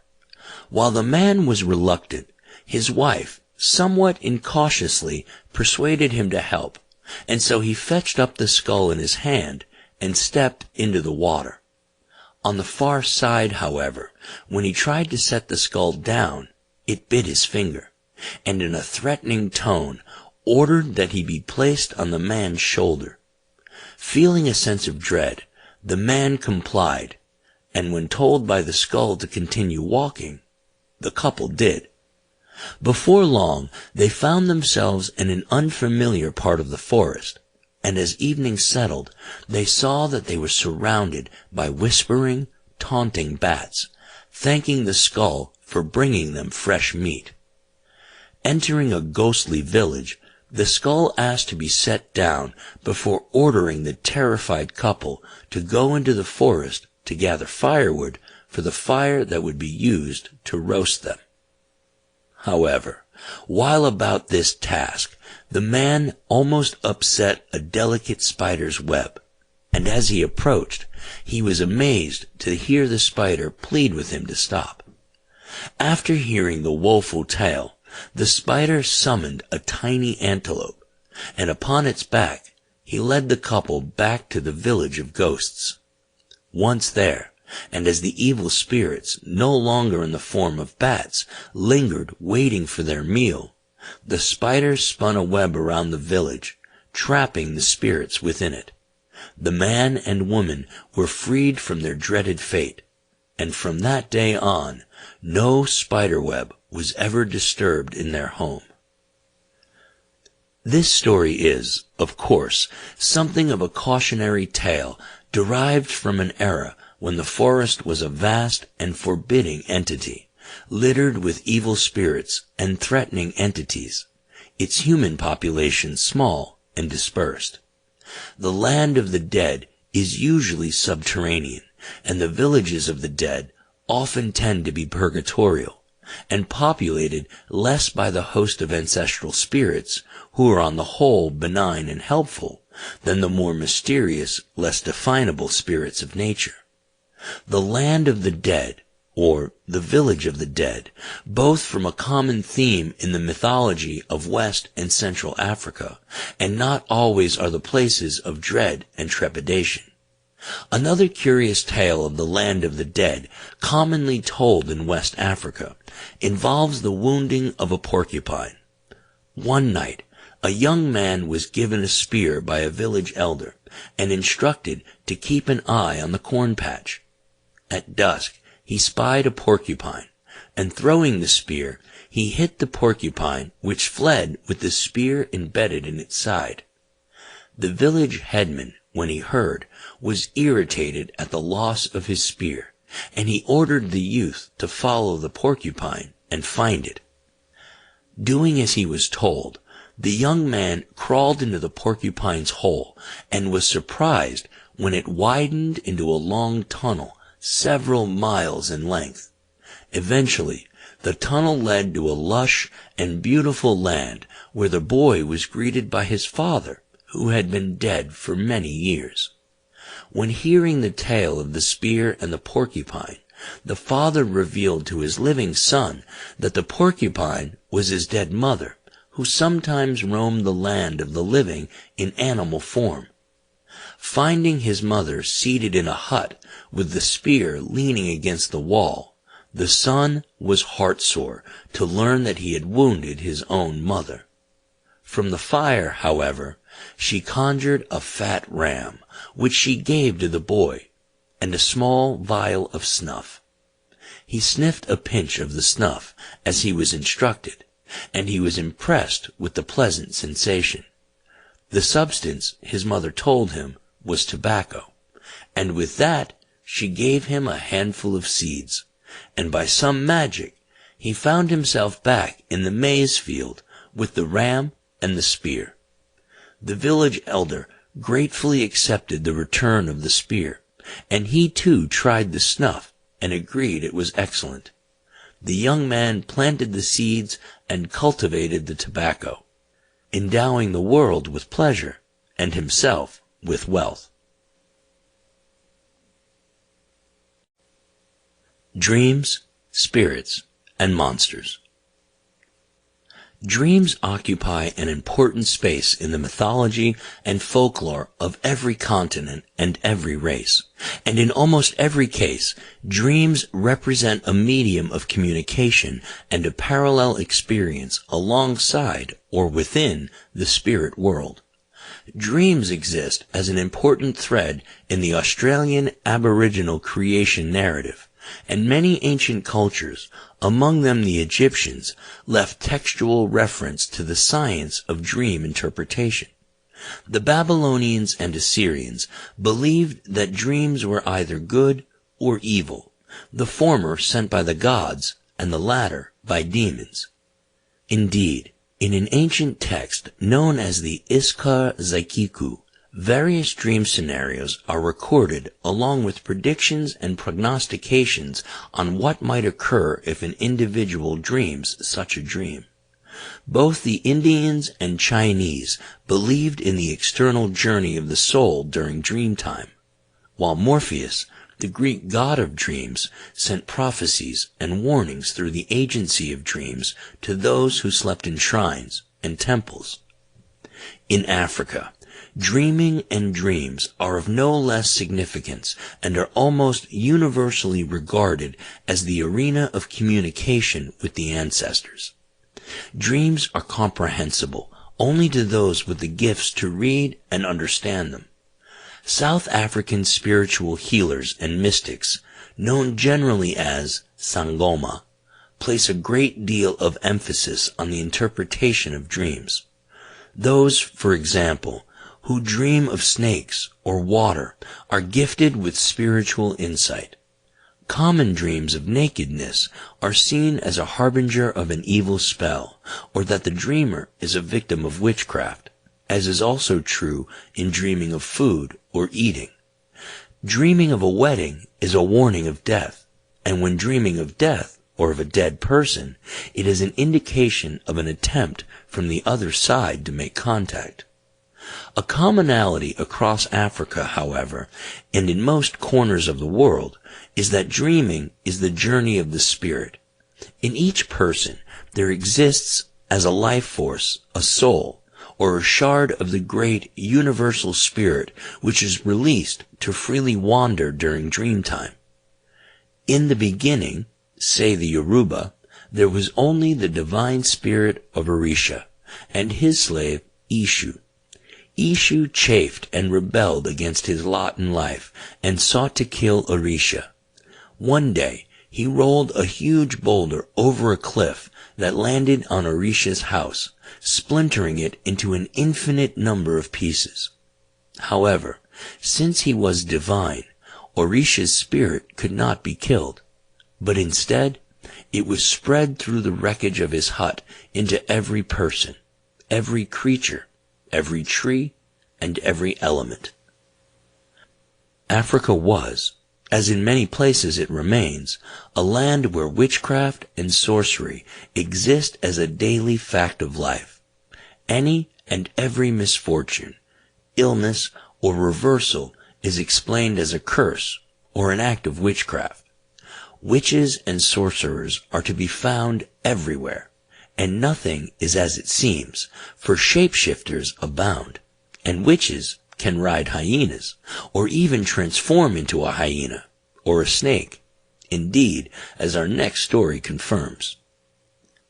Two brothers once argued over the powers of a python, and how each would respond if they should come upon one. The younger of the two claimed that if he encountered a python, he would simply draw his knife and kill it. At this, the other laughed, quite sure that if his younger brother did stumble across a python, he would die of fright. The two parted company, and that night, as the younger brother slept in his hut, a python entered the open doorway and began to devour him. The young man awoke and was astonished to apprehend half of his body already swallowed. However, as he said he would, he drew his knife and cut the python's jaw, by which means he was able to free himself. The wounded python fled.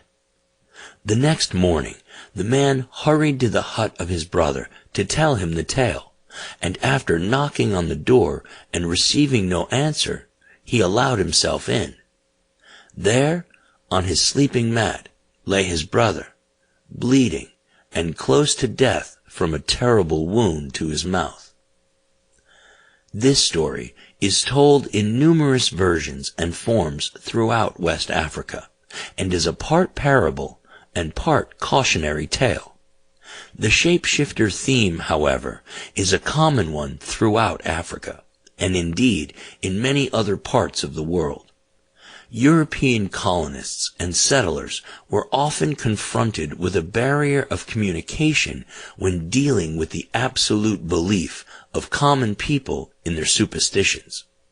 The memoirs of early medical missionaries to Africa are filled with frustrated stories of their war against superstition and witchcraft as they tried to explain modern hygiene and disease. In 1987, the Supreme Court of South Africa was confronted with a curious incident of murder. The case involved a young Xhosa man by the name of Naletsane Netshiaba, who stood accused of killing a man with an axe. The story told by the accused in his own defense was simply this. Late one night, he was awoken by a persistent scratching at his door, and fetching up an axe, he went to investigate. To his horror and astonishment, he saw what he identified as an enormous bat hanging from the rafters of his room. He instinctively swung his axe and struck the creature, cutting a deep wound into its body, after which he fled. Having alerted others in the village, a group of armed men returned, and there, in the moonlight, they could clearly see the creature dragging its bleeding form across the courtyard.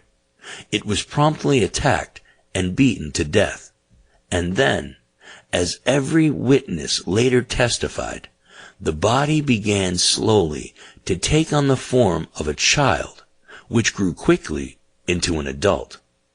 The body was that of a certain Jim Nafalana, a notorious self-confessed wizard with powers to change himself into any form he chose. Presented with this story, a white Supreme Court magistrate, after giving it due consideration, was forced to consider only the verifiable facts. And since no one, not even the accused, denied that he had killed the creature, he was, by his own admission, culpable. The hammer thus came down on a verdict of guilty. It would probably be worth noting that the creature thus described was a tokoloshi, an adaptable umbrella term for an evil spirit or mischievous sprite, usually thought of as a goblin-like creature. Tokoloshi can range from an impish scoundrel to a blood-soaked, malevolent killer. Tokoloshi are ubiquitous in South African folklore and mythology, and very much alive and well in the consciousness of a majority of the modern population. Shapeshifters, of course, can also be animals that take on human form, and the examples of this are many. The impundulu is a legendary bird commonly found in Zulu and Xhosa mythology, also known as the lightning bird, who guards the dens of witches and wizards, and frequently assumes human form. The impundulu not infrequently displays vampire tendencies, although its eggs are known to possess healing properties. Inkanyamba is an eel of monstrous size that populates Zulu and Xhosa legend, with powers to control the weather, and found in numerous parables and cautionary tales. The Grootslang is another South African monster, and an example of the crossover of native folklore to Dutch. The Dutch, it might perhaps be worth noting, made landfall in South Africa in 1652.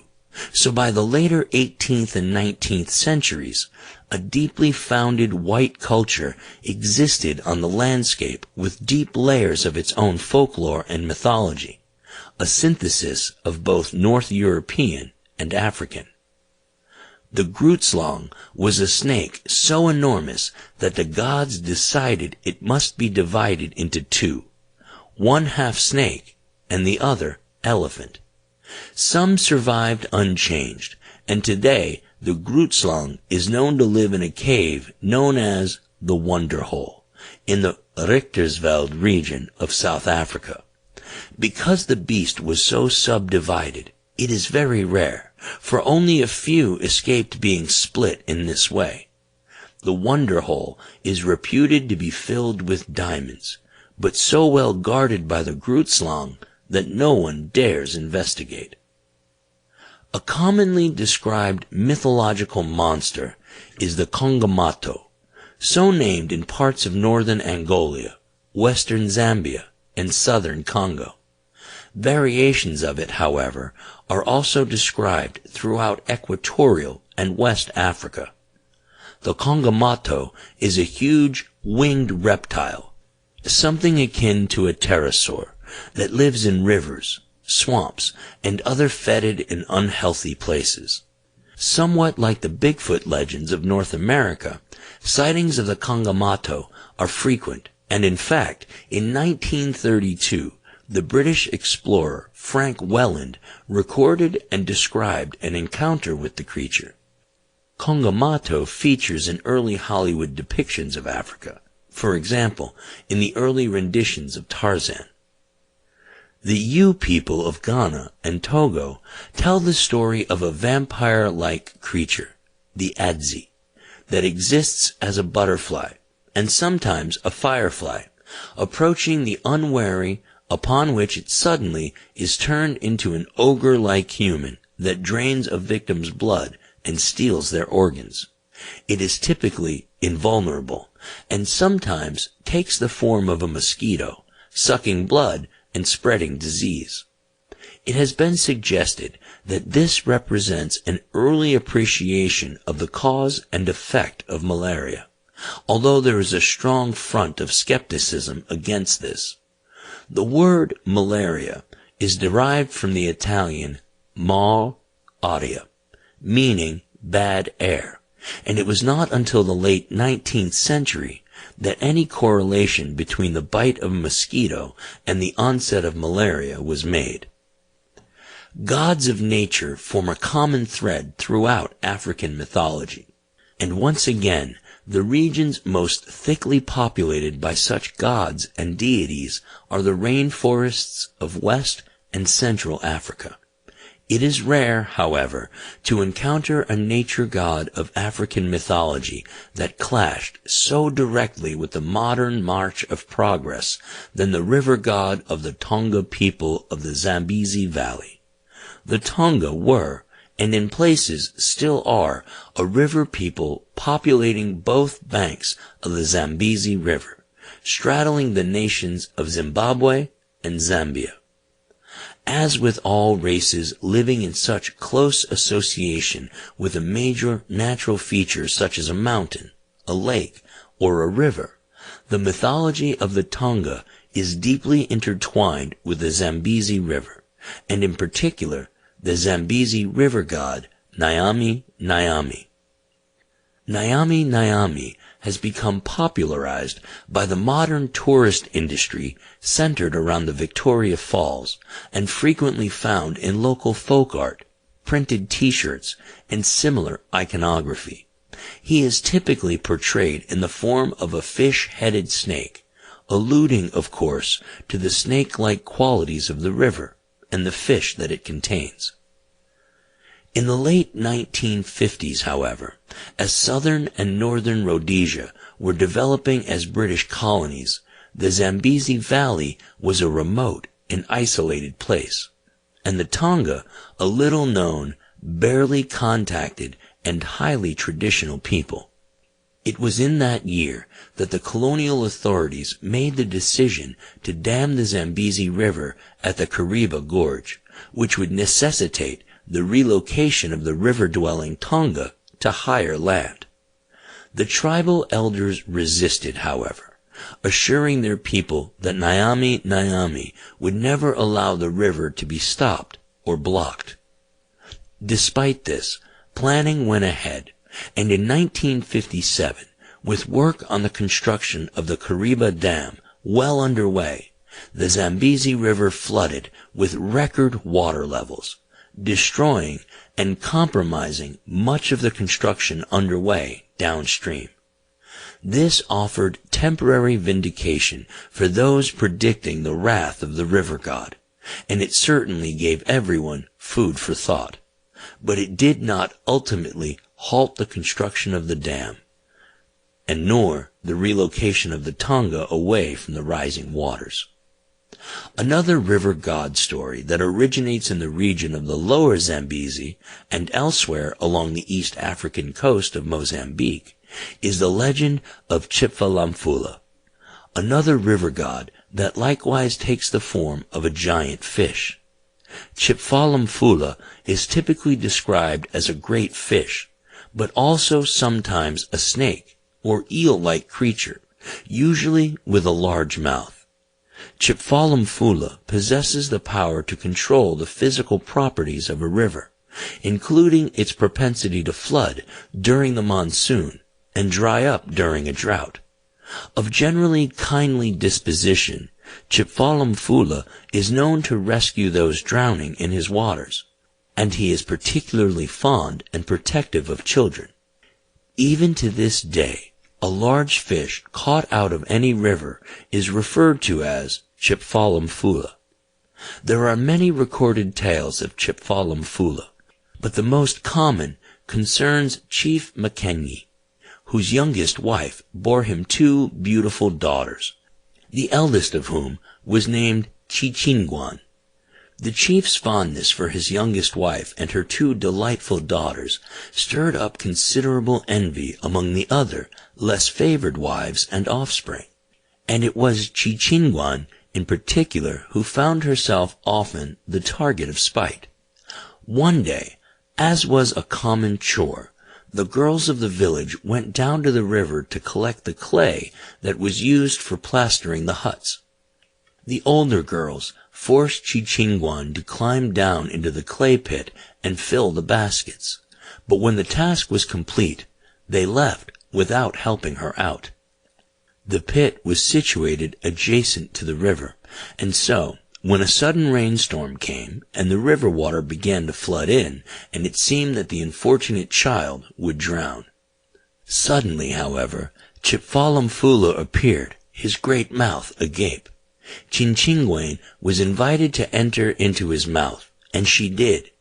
Inside the belly of the fish, she found a strange world of contented people, living their lives in peace and happiness, and there Chichingwan remained for many days. One day, however, not long afterwards, the girls of the village returned to the same spot on the river, this time to collect water. Among them was Chichingwan's little sister, who was unable to lift her earthenware water pot onto her head once it was full. The other girls, of course, abandoned her, but to her surprise, she saw her sister, Chichingwan, walking out of the water and onto dry land. Chief Makenyi, of course, and the mother of the girls had both assumed that Chichingwan had drowned. After helping to lift her sister's burden, Chichingwan walked with her a short distance towards the village before returning to the river. For a few days, the sisters met on the banks of the river, and each time Chichingwan helped lift the full water pot onto her sister's head. One day, however, the child's mother noticed that she was unable to lift a full pot of water, and she asked then how she was able to bring water back from the river. When it was explained to her how Chichingwan appeared from the water each morning to help, both mother and daughter hurried to the river, and there, true enough, Chichingwan was waiting. Chichingwan, however, would be neither touched nor embraced, explaining that she had become a fish and could never return to the land. Soon enough, she returned to the water, and rejoicing Chipfalamfula, she began to lament that she missed her family and wished to return to the land. As a kindly soul, Chipfalamfula agreed to release her to return to land and to her family. Chichingwan stepped out of the water, still wearing her scales, and walked to the door of her mother's hut. When the two met, the scales fell to the ground, and there stood a human daughter. Chinchingwain, however, retained her alliance with Chipfalamfula, and could command, or perhaps request, his powers when she needed them. One of the most curious monster tales is that of the bride and the monster, derived from a story told in the small southern African nation of Lesotho. This particular story concerns a beautiful young girl called Fenyain, who lived with her mother and little brother in a village beside a river. One day, a messenger arrived on behalf of the chief of a neighboring village requesting Fenyain's hand in marriage for his son Sopo, to which the mother agreed. This was a great honor, and Fenyain's mother dug through her belongings to retrieve her own bridal accoutrements, which she gave to her daughter. Just then, some children ran into the village crying that Fenyain's little brother had fallen into the river, and hurrying off to see what the matter was, Fenyain's mother could not accompany her daughter to the neighboring village, but instead sent her on her way alone. As she made her way along the winding footpath between the two villages, Fenyain became aware of a whispering voice behind her. She knew that a person must never look back when leaving the village of their childhood, and so she walked on. The voice urged her to look back, for there was great trouble in her village. Her brother had been seized by the river spirits, and her mother was so distraught that she had set fire to her huts. "Look," the voice urged, "and see for yourself." For a long time, Fenyain resisted, but eventually she could contain herself no longer, and she turned. There, standing on the path behind her, was Mosolentia. Mosolentia, at one time, commonly haunted the roads and byways of South Africa. While he looked human, his body was covered with scales, and a long tail protruded from his rear that had at its tip a mouth with small but very sharp teeth. Having turned and observed him, Fenyain could not then be rid of Mosolentia, and by the time the pair reached the village of her future husband, a handsome young man named Sopu, Mosolentia had purloined all of Fenyain's bridal wear, and was dressed in it himself. He then declared that he was Fenyain, and that the unfortunate girl was simply his servant. He warned the family of the chief that his maid had a tendency to lie, and might claim to be Fenyain herself, but she was not to be believed. He spoke in such a silky tone, and with such skill in mimicry, that no one paid any particular attention to his odd appearance. Fenyain, who was so overawed that she did not dare speak a word, and while a little disappointed in the ugly girl his father had chosen for him, Sopo and Mosolentia were duly married, and thus matters appeared settled. That night, Sopo and Mosolentia retired to their wedding hut, and as the groom slept, the hungry tail of Mosolenta slithered out to the celebration hall, where the remains of the wedding feast were devoured. In the days that followed, the villagers were astonished that their store of meat and grain seemed nightly to disappear. Fenyain, in the meanwhile, slept in the hut of a kindly old woman who very quickly realized who Fenyain was, and that Mosolentia was an impostor. The old woman sought out the chief and his son, and explained to them what had taken place, and moreover, she proposed a plan to outwit the evil Mosolentia. A deep pit was dug, and after a day of cooking and preparation, the women of the village laid out at the base of the pit a lavish feast. When he laid eyes on the food arrayed at the bottom of the pit, Mosolentia forgot his disguise immediately, and slithered his tail down into the hole to begin devouring the food. Before long, he had eaten so much he could barely move, and when all the food was gone, he turned over and went to sleep. At a signal from the chief, the men leapt forward, and rolling Moselentia into the pit, they buried him. Later that day, while Fenyane's marriage to Sopo went ahead, the monster stirred in his grave, and within a few days, the first shoots of pumpkin plant appeared above the ground. As the days passed, and after Fenyane announced her pregnancy, then a huge pumpkin appeared, growing larger every day. On the day that Fenyane gave birth, the pumpkin broke free and rolled into her hut and set upon her, beating her savagely. That night, Sopo hid in a dark recess of Fenyane's hut until the pumpkin appeared, at which he leapt upon it and stabbed it with his knife, and then burned it to ashes in the fire. A few days later, however, Fenyane's infant son developed a high fever and seemed likely to die, until Sopo discovered a thorny pumpkin seed embedded in his flesh. Searching the hut, he discovered several more, and these too were promptly burned.